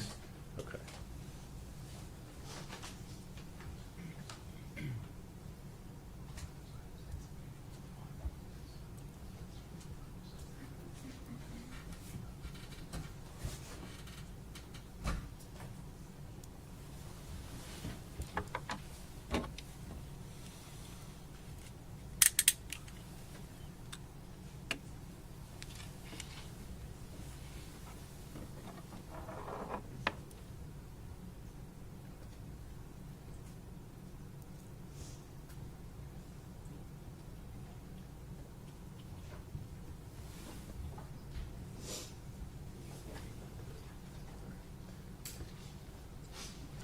Lieutenant Price, I'm going to hand you 5 photographs and ask if you can identify what's shown in those.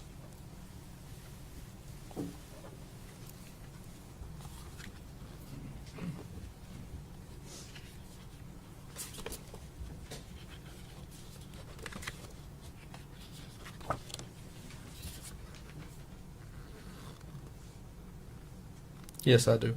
And if you would, tell us what those are.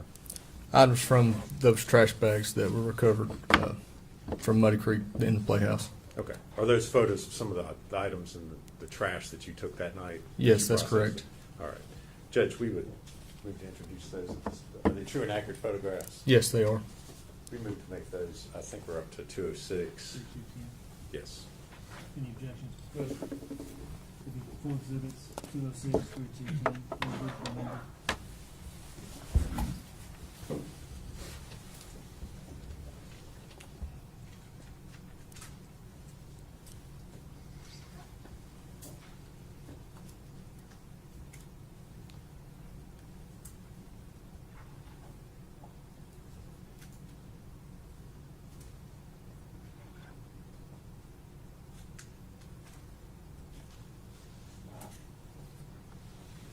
Judge, if we could, I'd ask the permission to publish those at this time.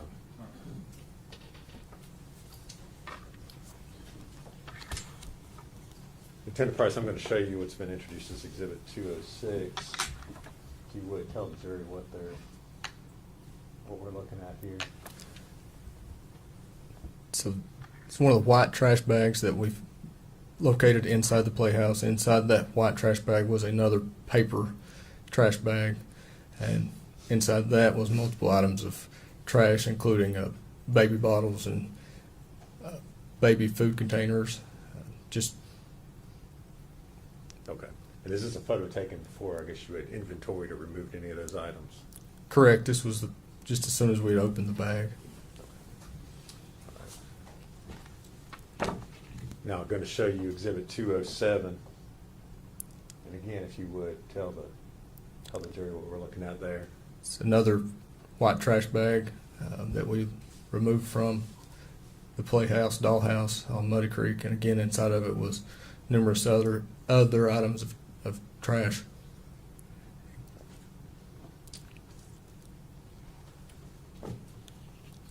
Now showing you Exhibit 208.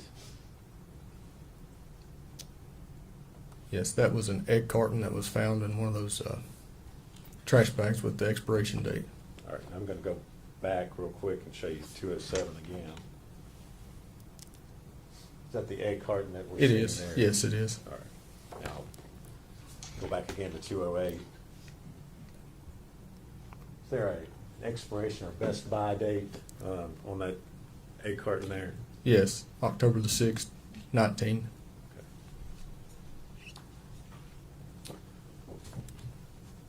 Now I'm going to show you Exhibit 209.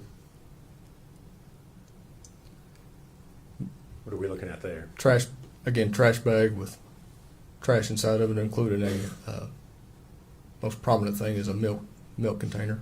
All right. And again, does that milk container have an expiration date on it? It does. I don't know if you can see it or not. I'll zoom in on it. It's a sell by date, sorry.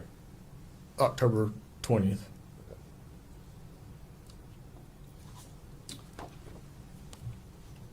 And I'm now showing you Exhibit 210.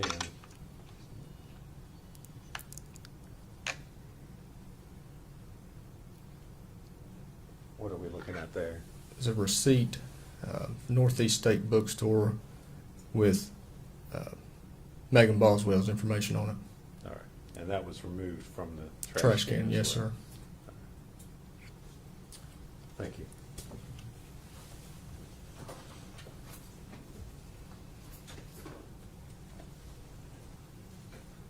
Did I see that last exhibit?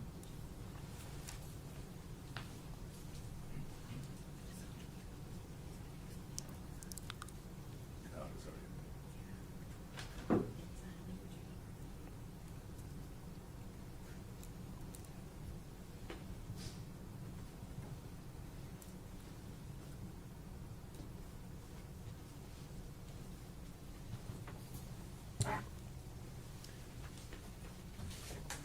if we could hand Lieutenant, before we do that, Lieutenant Price, you indicated that you all went through the process of inventorying the items that were found in those trash bags we just showed the jury. Is that correct? Yes, that's correct. And did you remove several items that you thought perhaps had potential evidentiary value? Yes, we did. Okay, what were some of those items?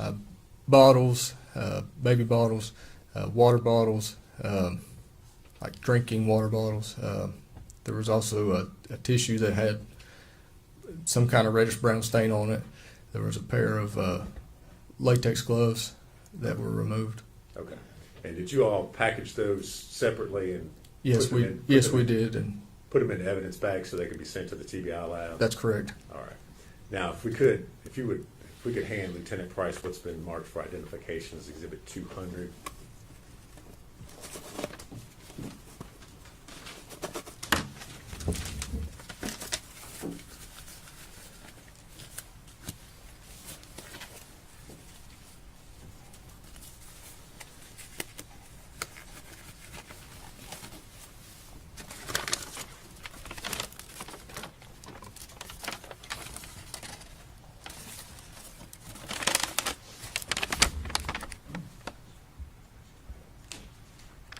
Do you recognize it? Yes, I do. And what is it? It's a Dasani water bottle. All right. And is that the Dasani water bottle that you recovered from the trash bags that were taken from the playhouse? That's correct. All right. And again, you've mentioned that it was packaged in one of your evidence bags to be sent to the lab.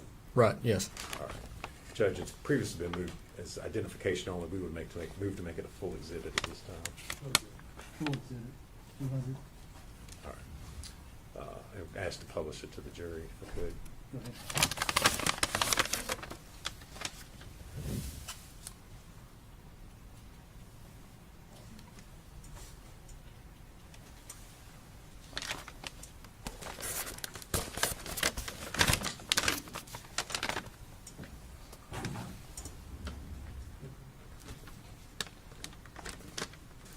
Lieutenant Price, I'm going to hand you another bag and ask if you can identify what has just been handed to you.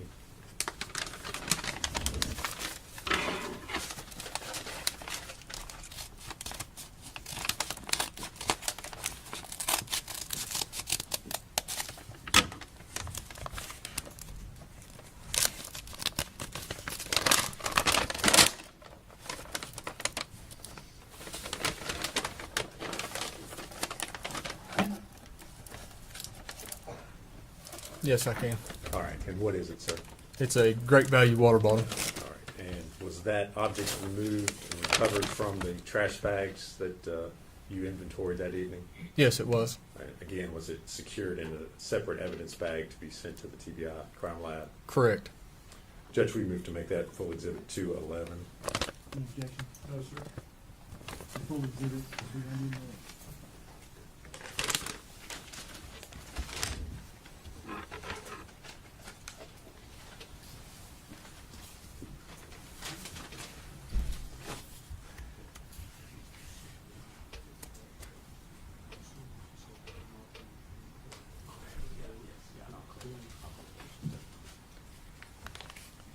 Lieutenant Price, I'm going to hand you another evidence bag and ask you if you can recognize what's been handed to you.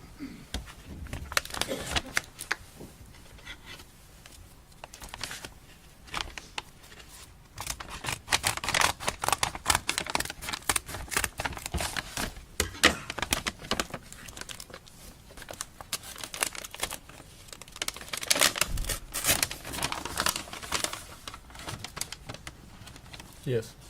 And what is it?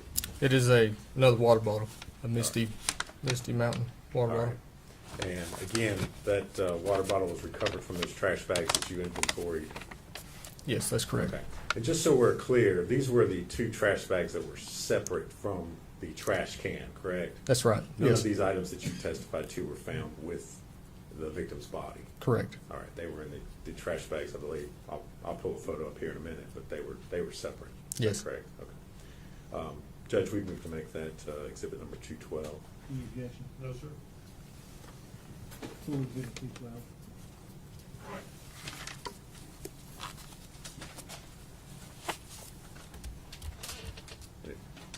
permission to publish that, Judge? Yes.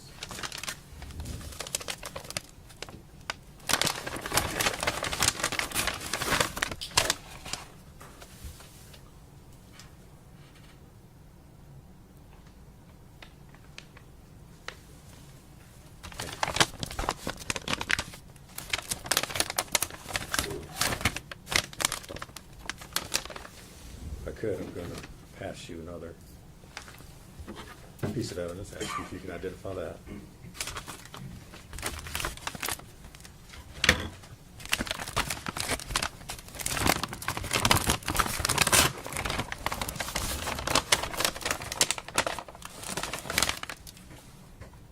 Yes.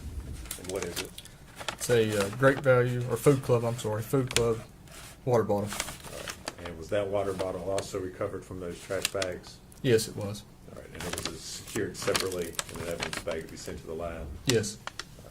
Judge, we move to make that Exhibit 213. Any objection? No, sir. Full exhibit 213.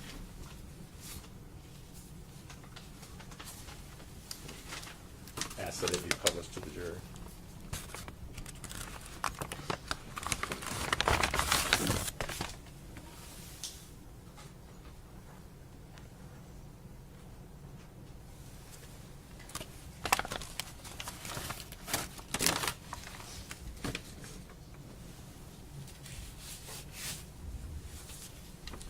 Lieutenant Price, I'm going to hand you another evidence bag and ask you if you can identify what's contained in that.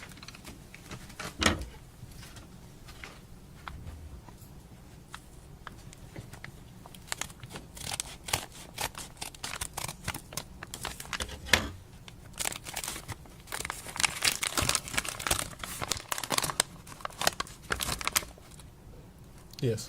And what is it? It's a white tissue with some kind of stain on it. All right. And was that tissue recovered from inside the trash bags that you were inventorying that night? Yes, it was. And was it packaged in a separate evidence container bag to be sent to the TBI lab? Correct. Judge, we can move to make that Exhibit 214. Any objection? No, sir. Full exhibit 213. Ask permission to publish that to the jury.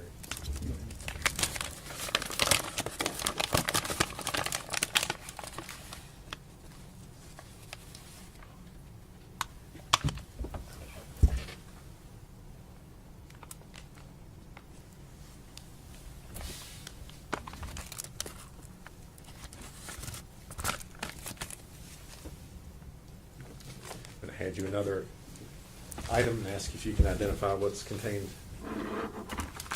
there.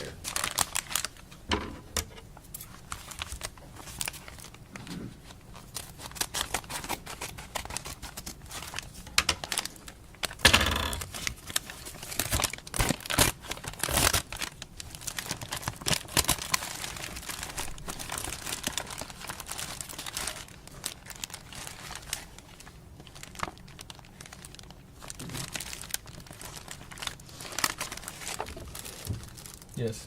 And what is it? It is a baby bottle. All right. And was that baby bottle found in the trash bags that you inventoried? Correct, yes. Okay.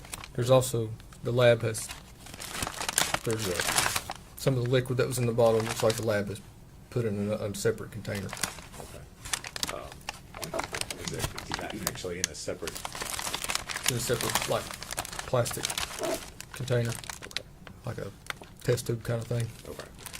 Judge, can we make that the exhibit 216, perhaps maybe? Any objection? Baby bottle would be 215. The container with the liquid would be 216.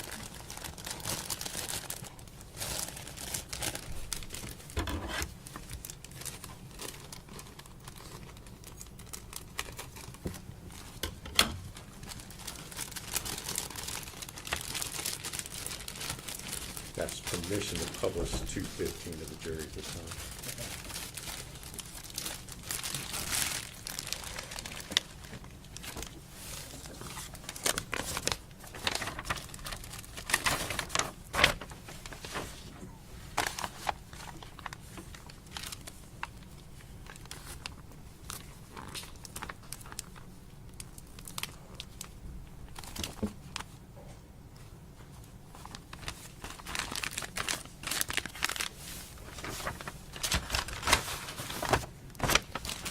Need to mark The this. baby bottle. Mark it first, or Is it marked? 215. it's not. Okay. Okay. Mark it first. There's another bag in there from the lab. It doesn't appear to have anything at all in it. It's just a clear plastic bag.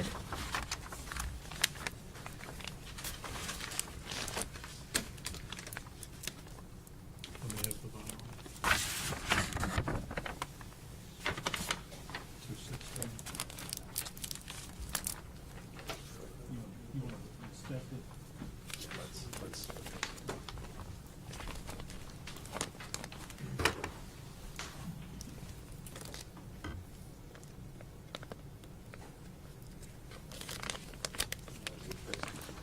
No, that's exhibit 16. Is there, you said there's another bag in Yes, and I believe this was the. Hold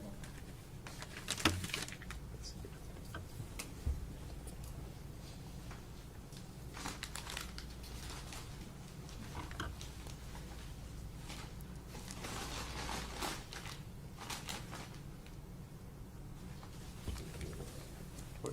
Where's the other bag? Right here. Okay.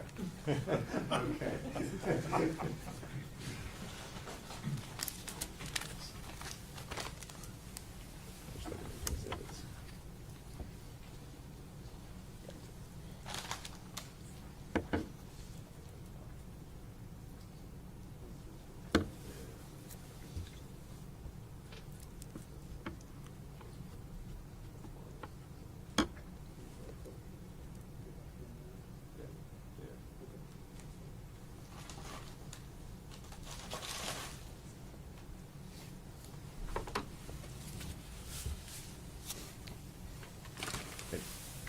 Lieutenant Price, I may have you identify, there's a separate plastic bag that's in there. Correct. Does it appear to have TBI agents and evidence tape on it? It does, yes. Okay, it does, not trying not to lead you, but does that appear to be the original bag that, where the bottle was Yes. processed at the lab? Correct, yes. Okay. I think we'll just leave that in the bag with it. If you would, publish Exhibit 215 at this point.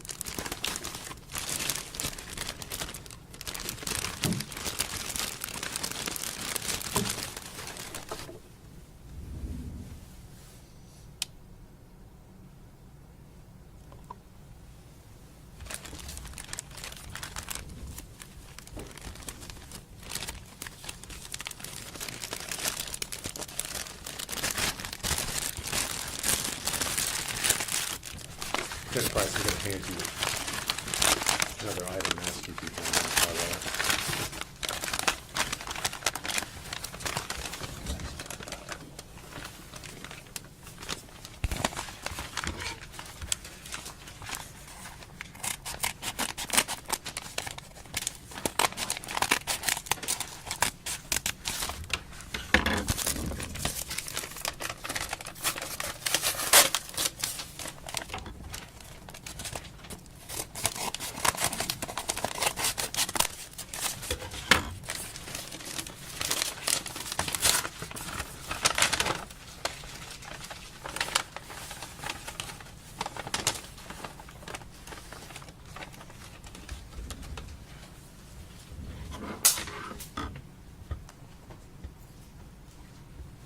You recognize it? Yes. What is it? Blue latex glove. Okay. And were those collected from the contents of the trash bags that you inventory? Yes, they were.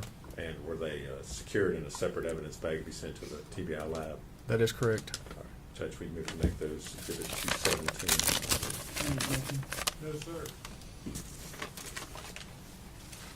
Before exhibit 217. Judge, we'd ask permission to publish those to the jury. Go ahead.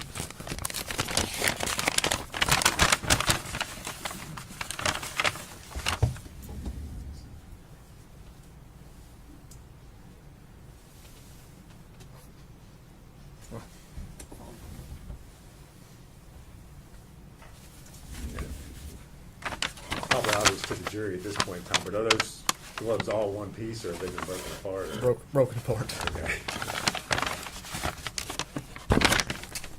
You all did not break them apart. No, sir. All right, They were like that. that's the condition they were in when you Correct. collected them.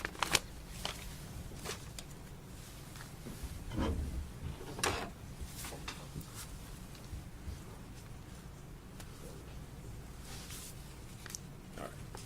I'm going to hand you another item and ask if you can identify that.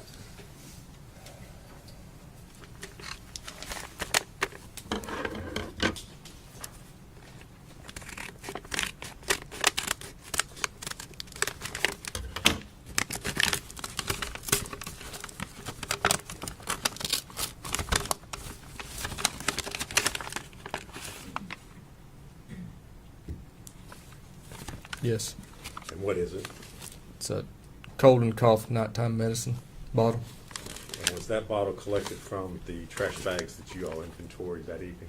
Yes, it was. And was it secured in a separate evidence bag to be sent to the TBI lab? Yes. Judge, we move to make that exhibit number 218. Any objection?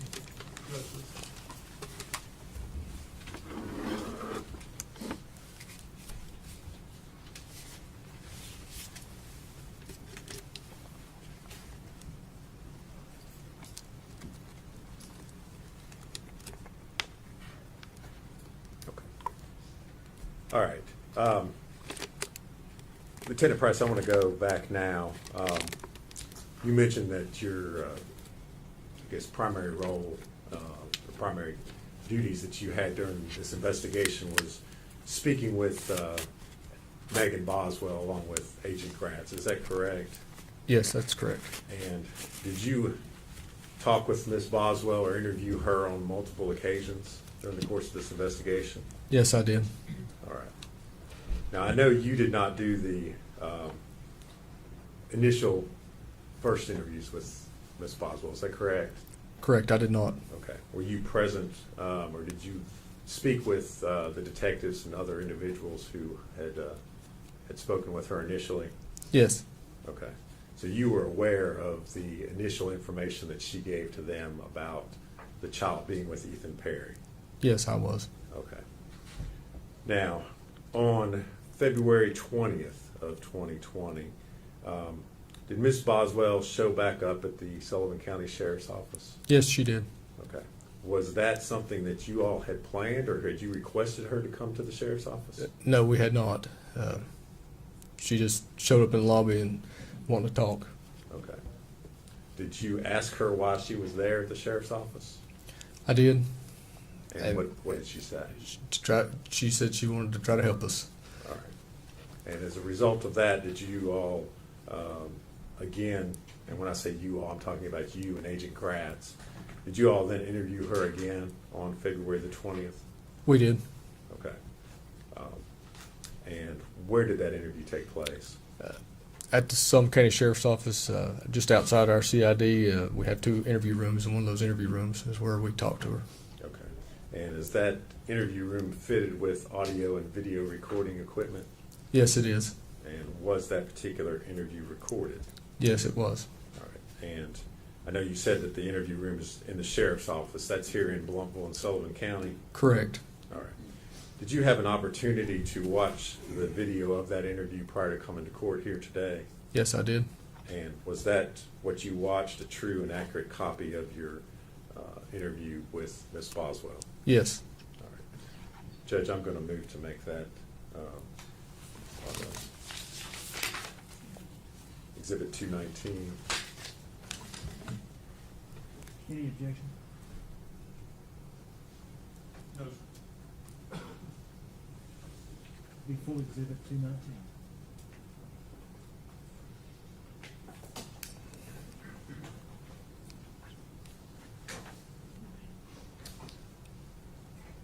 And Judge, I'm going to ask to show that to the jury. All right.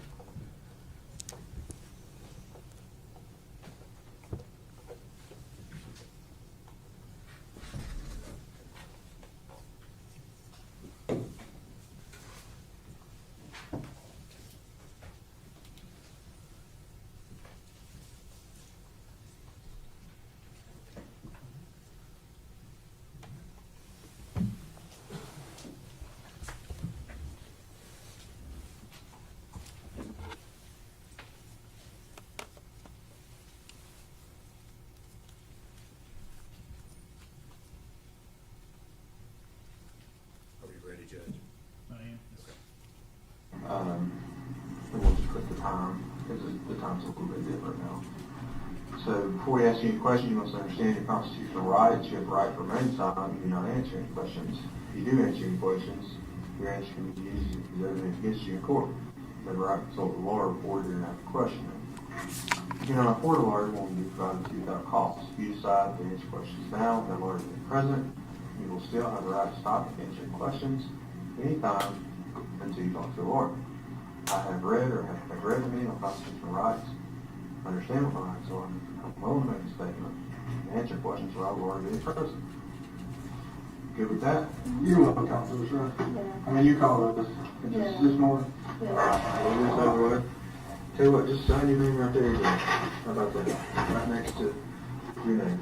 Or initial it, however you want to do it. I'm going to sign next to Miss Darby's. I have Matt be a witness. Okay. And,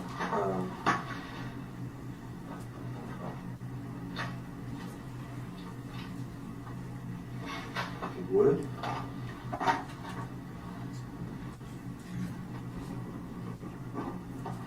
I'm going to add the time right under that of 1:58 p.m. Okay? So I'm going to come here on time. I said that it's my fault and that she was still on time. I wish you would have. You and me both. Oh, so what's been going on since last night when I talked to you? What time I leave here? 3 o'clock in the morning? Yeah. Okay. Where'd you go? To that place. We transported her, right? Sullivan County. Okay, I mean, Okay, I talked to Dad this morning, and he was going on that, like, sometimes my mom says words I don't understand what they mean. Like, they're in another language. Yeah, Dad knew what I was talking about, apparently. And he was going on that she was like, whenever, he told her the night before he called you all, and he was going to, and she was going on, oh, she's going to jail, like, she can't be around here anymore, she'll have to leave and not come back and stuff like that. your mom told your dad that? Yeah. Why? I mean, I don't know, but that's, you know, a big thing. Well, let me ask you this. And then yesterday in the car, she tried to start towards like Mendota, Virginia, and I was like, hey, like if you're not taking me up there, that's fine. Like pull over, like I'll call myself and then come get me. What's in Mendota, Virginia? I don't know. Mendota? How you said? Yeah. Okay. Is that how you say that one? That's right. Mendota, M-E-N-D-O-T-A, Virginia. That was a question for me. Yeah. So, does she know people out there? Not that I know of. Do you know people out there? No. No. So then, what else did that tell you? Just that when she dropped Elijah off, that she was like freaking out and like crying, like she was never gonna see him again and stuff like that. Oh.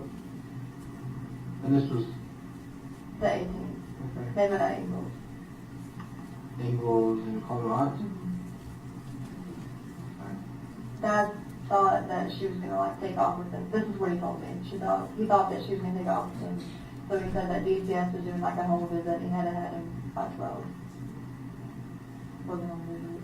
For Elijah and Charlotte, yeah. There was never a home visit. He just said that to give Elijah my mom. so you think Dad's playing your mom against the system? Or like DCS and all that, trying to keep custody of her? Just that been difficult with your mom over those 2 kids? Well, I mean, yeah, but you know, she was. Let's face it. I mean, I talked to you a lot, right? And you've had a pretty hard life. Would you agree with that?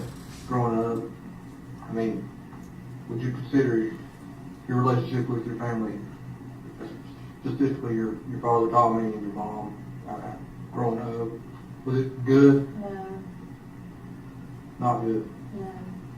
I don't think it's been good, from what I know about it. And I hate that for you. You know, it's hard to grow up in an environment like that. I know. Because, I mean, you were in foster care, right? What was the deal there? Truancy. They put you in foster care for truancy? Mhm. Because you couldn't... I ended up missing a lot of school until I got like literally like dehydrated to the point that I could not walk when I was pregnant with Evelyn because I just couldn't keep anything down like at all. And they put you in foster care. But did you have a strained relationship with your mother growing up? I mean, was it difficult? I mean, like, I was more with my grandparents and then, like, So your grandparents raised you? yeah, Mama didn't care much about you, or Mama was strung out on dope? so, Right? yeah. I mean, I can't imagine having to live in a home where my mom don't know where I'm at half the time, or how she can't function because she's so screwed up all the time. You know, jacked up on meth, or she on meth, is that her drug of choice? Her and my dad used to do coke. Cocaine? Yeah. Yeah. I mean, that's tough for a kid growing up in an environment like that. I get it. So like ever since I got older, like me and mom talk like every day. Like we'll take spouts where we don't talk for a little bit, but like since me and her started like really talking again, like I talk to her every day. Except for yesterday. Exactly, that's what I'm saying. What's the deal there? Yesterday she dropped me off and she was like, well, you didn't get to talk to these people, I don't want to be involved in it, blah, blah, blah. And I was like, okay, that's fine, you know, I'm taking me up there. I was like, you just pull over and I'll have them come get me. She doesn't want to be involved in it. That's what she said. Why would she say that? I mean, Why would she be involved in it in the first place? I Explain that to me. I really don't. If I did, I would tell you. And I asked Dad if he talked to her. At first, he's like, well, I'm not telling you if I have or haven't. He's like, why do you want to know? And I was like, we're trying to find her. He's like, well, no, I haven't. Yeah, we're trying to find her. I mean, like I told you last night, we've got, I'd say there's 80 people right now, probably more than that, across the state of Tennessee that are doing nothing but looking for this job. Nothing. That's it. Okay? There's probably 50 of them up here right now. And like I told you before, last night, you know, there's got to be more. I mean, you're not a dumbass. I know this. Yeah. And I'm not a dumbass. And I've been 100% honest with you. I mean, I'm not going to lie to you. I'm not gonna, I told you, yell, scream, jump up and down, beat the table. But there's got to be more to this story. Well, Mom used to tell me that she was talking to Ethan about Evelyn. When? Whenever her and I first started talking again, so it was kind of like a little bit after January. Your mother told you that she was talking to Ethan about Evelyn. She did. And how was she doing that? On the phone. She never specified. Okay. Do you think she was calling him, talking to him like we are, or texting him, Facebook message, what? She said on the phone. Okay. I don't know if that means text or call. You assume it to be phone calls? Yeah. But that's just my assumption. Right. Could be other ways. She doesn't have a Facebook, but will have a Facebook.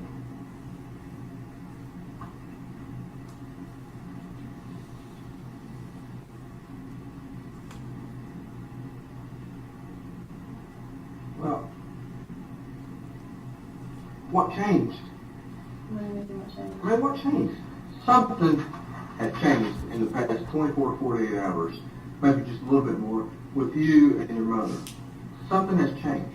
She just kept getting mad at me and said she's like, Well, you need to talk to them. but- She was like, don't involve me in it. I And will you be told me involved that in and it. told me that. I know. You told me that 100 times Well, last that's all night. she told me. There's got to be more. That's all she There's told got me. to be more. Your mom that you just told me 10 minutes ago that you Well, had this great apparently relationship she told with. Dad that she was going to jail. I'm talking about what she told you. And you had this great relationship. Just come out out. Me and Mom, we've got back together since I grew up. We got a good relationship and this and that. And you talking every day. And then you go to not talk to her at all. Something I had tried to happened. talk to her. Something happened. I had tried to Something talk to her. happened. Something happened between the two of you all. She got mad and I made her drop me back up here. When she dropped me off in the animal shelter. But there's more. The conversation that happened. There's more.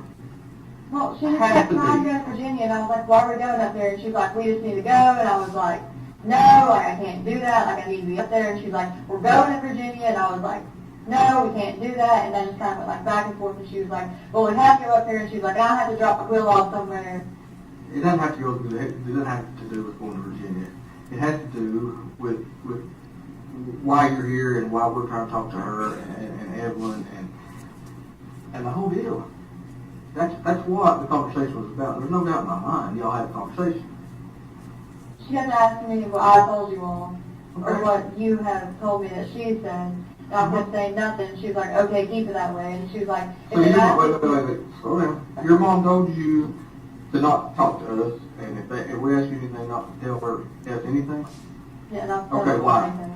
Why? I don't know, but she didn't You want never you know to why. know Why? about her. She didn't want you to know anything where she was or anything like that. Why not? If I knew, I would tell you. Well, you got an idea. Well, I really didn't think of it until Dad told me today. Oh, you got an idea. Maybe Ethan gave Evelyn Listen, listen. You know. You know. Maybe Ethan gave Evelyn to her. What makes you think that? Well, I mean, she's kind of just taken off. When do you think Ethan gave Evelyn to Angel? Maybe before he left her back. Let's Me and my mom weren't really like on a talking day-to-day basis at that point, though. Well, let's just assume for a minute that's true. Okay. Let's say Ethan has Evelyn on the 26th. We'll say the 27th. He says, Angel, here, I've got Evelyn, you come get her. Okay. Why didn't Angel, why didn't your mom tell you, hey, I've got Evelyn? I don't know. Did your mom tell you she has Evelyn? No. I even asked her, and she just kind of get mad at me. When did you ask her? You told me yesterday that She dropped me off up here. You know that. I do. Well, I asked her if she had her. I said, do you know where she is? And what did she tell you? She wouldn't answer me. She just kept going on. You don't need to go up there. You don't need to talk to them. You don't need to tell them anything. Have you talked to anyone today that could help besides your mom? No. We know you talked to Tommy, your dad. Yeah. Who else you talked to? Not good. You talked to Hunter. When did you talk to Hunter? A little bit before I came up here. What did you talk about? Well, he was going on about Facebook, and apparently from my phone, he said that they were going to kill me and him at the chicken shack. Dad's comment. Dad's been blowing me up. Dad cares about the baby. Listen, Pat.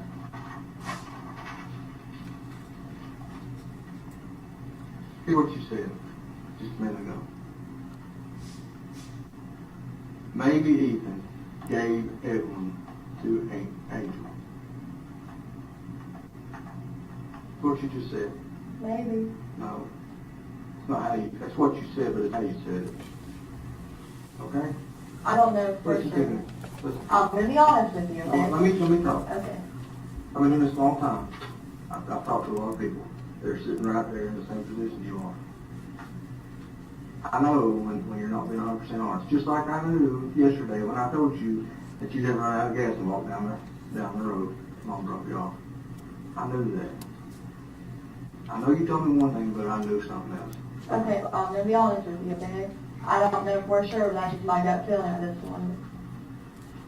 What if we reworded that statement a little bit? Okay. What if we reworded it to say, maybe Maggie gave Evelyn to Angel? I did not. Me and Mom weren't talking at that point. Well, at any point. No. The only time that she's ever kept Evelyn is one time she kept her overnight for me, because me and I were into it, and she was at her parents'. I didn't really have anywhere to stay, so I slept in my car that night. Sure. But Evelyn was inside the house, and then she kept her for me for maybe like a couple hours a few times. What if there was a time you couldn't get in touch with Ethan and you needed a break? No. Maybe you went to your mom, said, here's Evelyn, No. and you trusted your mom, No. and she never brought Evelyn back. It's not possible. Not possible. Let's go back to Hunter. What did you and Hunter talk about? Facebook? Yeah, he said that What about Facebook? people were talking about him, and that somebody called the chicken shack and threatened to kill me and him. Okay. How'd that make you feel? Well, I mean, he was just like, I'm upset and this and that, and then I was like, okay, can I come get my stuff at some point? And he was like, yeah, we'll talk about it later. Okay. Did you ask him where Evelyn was? No. Did you call anybody today to try to find Evelyn? I tried to call my mom on every number that I have for her, and she's not answering. Okay. I have 3 numbers for her. Of all the people in the world, of all the things you could be doing to find Evelyn, you keep calling your mom. Why? Because I think she knows something. I don't know for sure. I'm not going to lie to you. Because don't be like, you're not being 100% honest with me. I am. It's the first time I've heard that. I've talked to you now for coming up on 5 hours. First time I've heard that, Maggie. So I'm going to be in trouble for not saying that before. Look, we are concerned about Evelyn. We want Evelyn. What did I tell you last night? We will go to the end of the freaking earth and back. Like he told you, they've got 2 damn planes they'll put in the air. But I have no idea where she's at. I've called her maybe like 100 times. Maybe you don't, okay, maybe you don't know where she's at right now. I might have an idea though. Okay, That's tell the us. area. Tell us the idea. She used to stay on Jenkins Hollow Road in Elizabeth. All right, you told me that last night. Okay. What makes you think she's there right now? These are the only places I know that she would go The to. 3 we talked about last night. Yeah. Okay. And then her and Will used to camp a lot. I don't know where she got like exactly her like trespassing and assault charge in like Scott County, but I know it's close to that river. Pretty close to be, excuse me, Stockton, Virginia, pretty cold to be camping. Will Okay, has a camper. okay. Mendoza, Virginia, Scott County, Yeah. is that where they're at? I don't know exactly where they're at. You got a good idea. You know, yesterday when I had you taking me to places, those are like the only ideas that I have. Answer my question. Everyone. Whose profile picture is that? Mine. Alright, I'm gonna read something to you. Okay. How's Evelyn? Good, mean as fuck. Aw, she hates me. I don't have a child to inform you about, sadly. Not yet. What? What do you mean I don't have a child to inform you about? That's what somebody said to you. Can I see that? You can. How's Evelyn? Good, mean as fuck. Yeah. January 26th.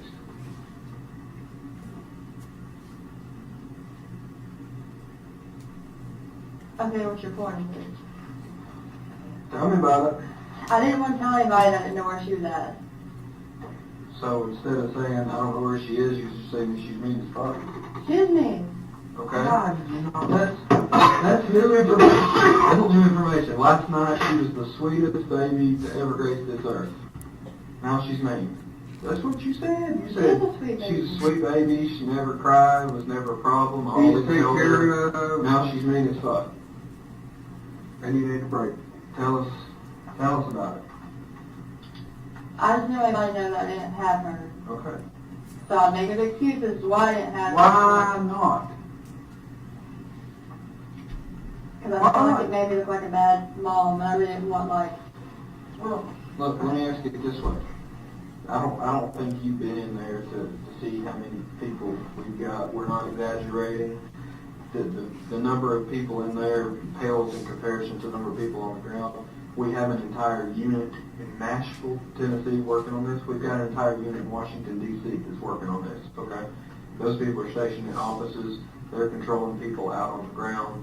These people got people out on the ground. A bunch of people, okay? You say you think it would make you look like a bad mom, okay, or a bad person or whatever. Why didn't you just tell somebody a month ago, 3 weeks ago? Hey, The only my baby's person I've missing? talked to about it is mom. Okay. And she's told me that she can talk to Ethan. Okay. Why didn't you go to someone? Did you see the extent? We go to, I mean, have you passed the billboard that has the Amber Alert on it? Mm-hmm. They're all up and down the interstate. I bet I passed 3 coming in this morning. Passed probably 3 of them going home last night. Okay. Do you know how the Amber Alerts work? Sends out a text message to everyone. Okay. Yeah. People are willing to help. Okay? Our first thought is not, hey, let's judge the mom and talk about how bad of a mom she is. Our first thought is, let's find this baby. Help us. Like I said, I don't know for sure that my mom has her. If I did, I would just tell you to get over with. To get it over with. But I have to Oh, because it's the right thing to do. to find her. But to get it over with or because it's the right thing to do? But I don't know for sure. Now listen. You know more than you're telling us. Please don't hold back. Honestly, we've got, this is no shit, we've got 10 billion people out here doing whatever we need to do working on this case, maybe. And we get that many more if we thought we needed to. But right now, it all boils down, really, 90% of it in my mind boils down to what is happening right here, right now, in this room with you. Because you hold that key. Okay? I want to ask you one more time, maybe in a little different way. Okay. You, right here, right now, we've got internet, cell phones, everything. We can give you access to things. You've had access to a phone at some point this morning. Out of everything in the world you could have been doing, why did you only call your mom? We need to know that. I think she has Evelyn. You think she has Evelyn? You think she has Evelyn, or you know? I don't know she does because she wouldn't tell me. Well, okay. What makes you think she has Evelyn? Just because the way she's been acting and stuff like that. So you think she's okay? You think Evelyn's okay? I hope she is. That's not right. I don't think Mom would do anything to hurt her. I think she's okay, yes, but I just don't know where she's at.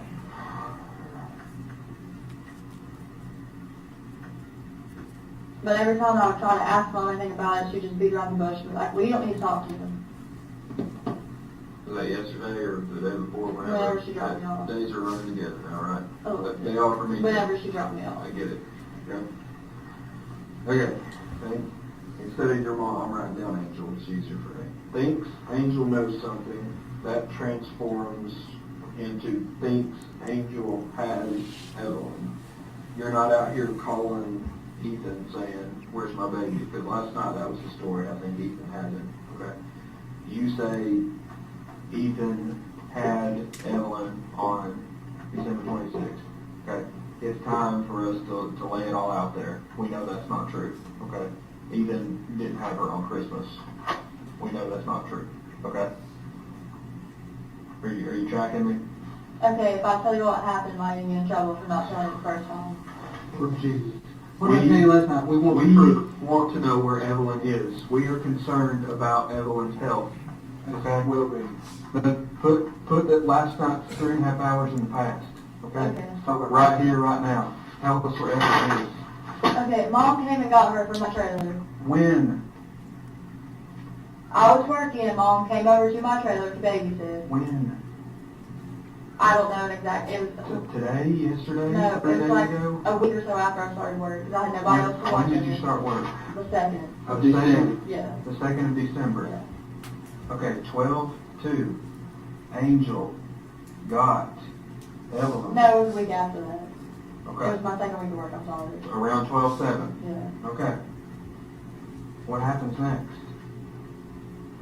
Well, she stayed at my trailer for a little bit. And Who she told stayed me- at your trailer? Mom. At the trailer at Buffalo Road. Yeah. Okay, I don't know I told you this. I was at that trailer last night. Okay? Yeah. I looked in it. I looked around it. I looked everywhere for Evelyn. I looked in the shed. Okay? I know where that trailer is. Okay. Evelyn was in that trailer the first week of December. Yes. What happens next? Okay. Mom got mad at me and she left. And she took Evelyn with her. With your permission? No. Okay. When was this? Same day? No, it was a couple days after. She stayed with me for maybe like 3 or 4 days. So what day are we talking about? The 10th, 11th, 12th December, something Around like that time. that? 12. Okay, 10. And then what happens? I didn't talk to her for over a month. And then she called the chicken shack and said that she needed to talk to me. When did she call the chicken shack? Sometime in January. I don't remember the exact date. Angel called. It would have had to been after, like, I want to say it was maybe like, I went to court the day that she called me. Why were you? For what? Reckless driving, Okay. Where at? Washington County. Okay. Court, Washington County. The day she called you. Mm-hmm. Okay. What happens next? She took me to her place in Elizabeth, and Evelyn was not there. She would not answer any questions about her. All she would tell me was that she was okay, and if I gave her time, she would give her back to me. So Angel took Maggie to Elizabeth. To that house on Jenkins Hollows Road. Okay. Evelyn is not there. No. This is still in January. Mm-hmm. About the first week, second week of January. Yeah. Angel says she's safe. Right? You believe her? I mean, yeah. Okay. Okay. Then what?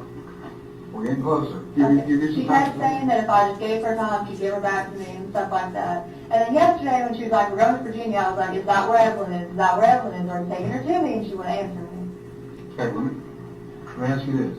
When is the last time you saw Evelyn alive? Whenever Mom left with her. When? Back in December? Okay. Who has seen Evelyn alive since then? Just Mom. So, what do you think happened to her? I don't know if she's up in Virginia or somebody that mom knows, because she used to like stay up there or something. Why would she take her from you and not give her back? I don't know.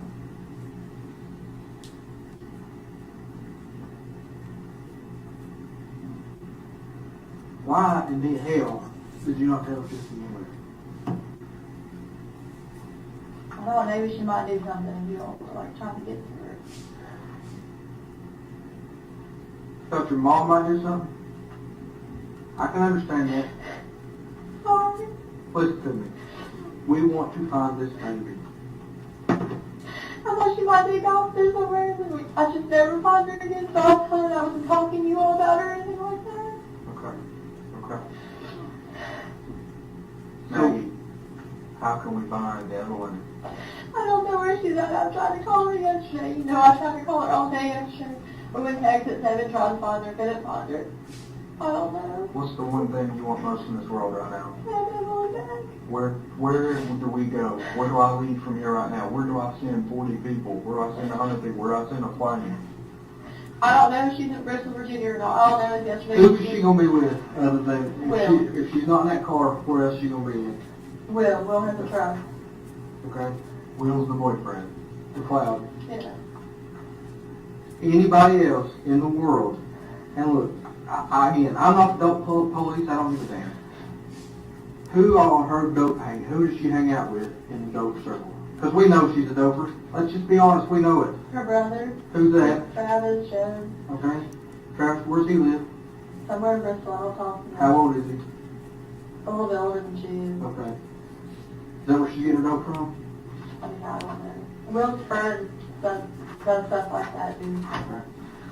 Who can we call and send a message and get word to Angel and say, we don't care about your dope, we care about Evelyn? The only numbers that I reach are the ones that I've given you all. Okay. Or that you already have. Did you have them memorized? Tell me one more time. 375 375 1128. 1128. It's 423. Yeah. Okay. 366 366 2004. 2004. 423. Yeah. Okay. 647 647 0939. 0939 423.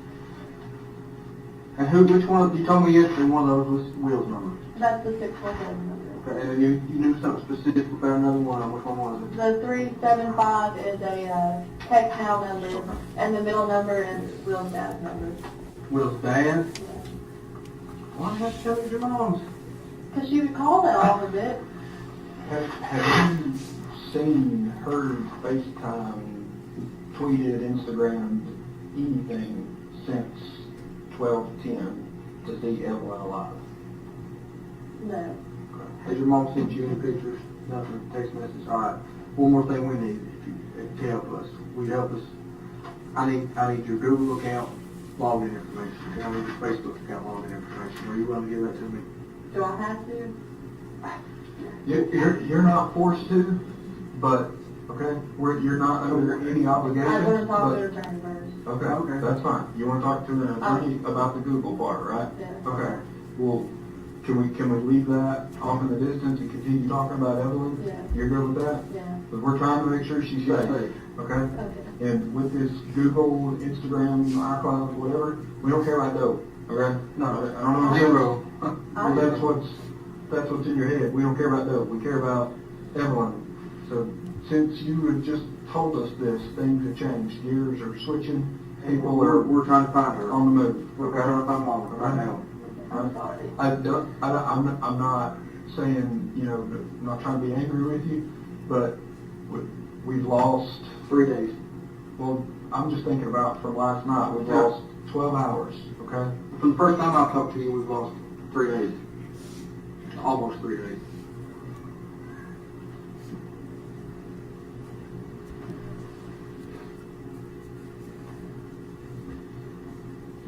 So, where can we go find Mom? I have honest gospel on Facebook. I know that she'd be at. All right. What you need? Clean it? Yeah. approach this. Here. Is there anything else I can get you to make you comfortable? Are you hungry? You want food? You want a Mountain Dew? Coffee? You need to go to the bathroom? You sure? Okay.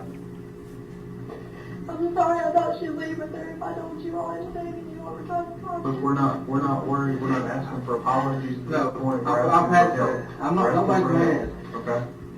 Okay? Whenever, well, we'll get to that in a minute. What else, look, we know you said you didn't have a phone in this time period. We've got some evidence that suggests otherwise, okay? My phone period. That's 2.5 months. Yeah. I thought so about that towards the end of December. I used time after that. Where's that phone you had at? I don't know, to be honest with you. Was the story about you smashing it, is that true? I sold it. Okay. I'm not looking to get you in trouble for that. At this point, I don't care if you smashed it, sold it. Threw it Well, I'll be completely throw it honest in the with you. I river, love okay? it. Who'd you sell it to? A little kiosk at Kroger. Kroger where? Kitchen store. Like you dump it in the machine? Get Yeah. Yeah, an echo thing, yeah. Okay.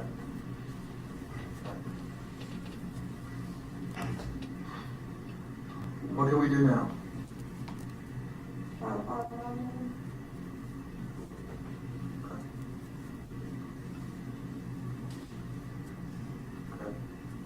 Alright. That's what we're gonna do. That's what we've been trying to do.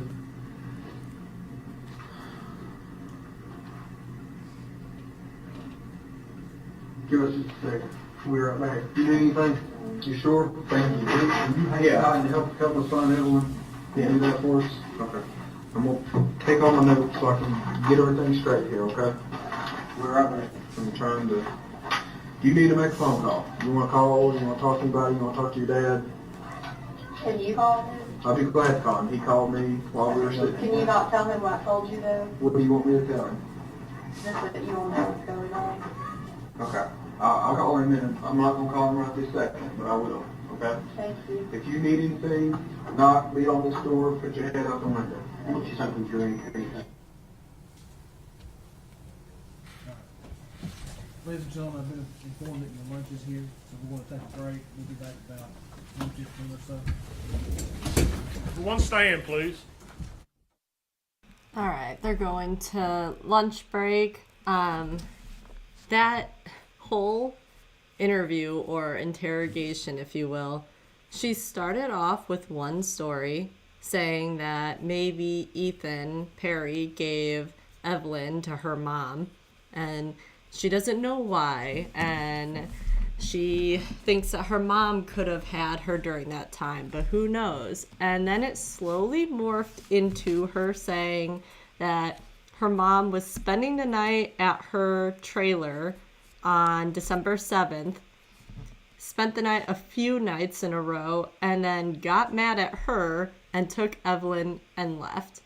I mean, it was just one lie after the next. And I think it's really interesting that she heard that the police had gotten a phone call from her dad, and she was asking what they're going to be saying to him, and she asked him to not tell the dad, or the grandpa in this case, to not tell him what she just said about her mom, which is so bizarre. And obviously it goes against what she had been saying. It was constantly changing throughout that entire interview. It was just, that was ridiculous. Yeah, was she free to leave? Yeah, she was free to leave. She willingly just showed up at the police station and was there to talk to them, which is interesting that she did that. But yeah, she was free to leave. She didn't have to be there. And her telling more stories and lies, she definitely dug her hole deeper in all of that. So not good. It'll be interesting to see what more, and if Angela is going to end up testifying at all. I doubt it, since she is an active drug user and isn't that reliable, so I don't think she will. But I do think it's interesting that Megan tried to use her situation to manipulate where Evelyn was, and that she was a good source to try to pin her with all of this because she had been arrested previously because of drugs. She was actively using drugs. So she definitely tried to pin this all on her mom in this interview, at least. Crazy. All right, since this is their long lunch break, I am going to do part 2 later. I'm going to sign off on here. We have the Monica Sementelli trial that's going to be starting soon. This week should have the lover, Robert Baker, taking the stand. And it should be a crazy week. I think the trial will probably wrap up by the end of the week. I think. There's a lot of people that had to take the stand. So we'll see how fast they move through everybody. But I think it will wrap up at the end of the week. So if you've been following along, I will see you over there. And if not, I will be back on here this evening to try to get this day finished up. So thank you for watching, and I will see you soon.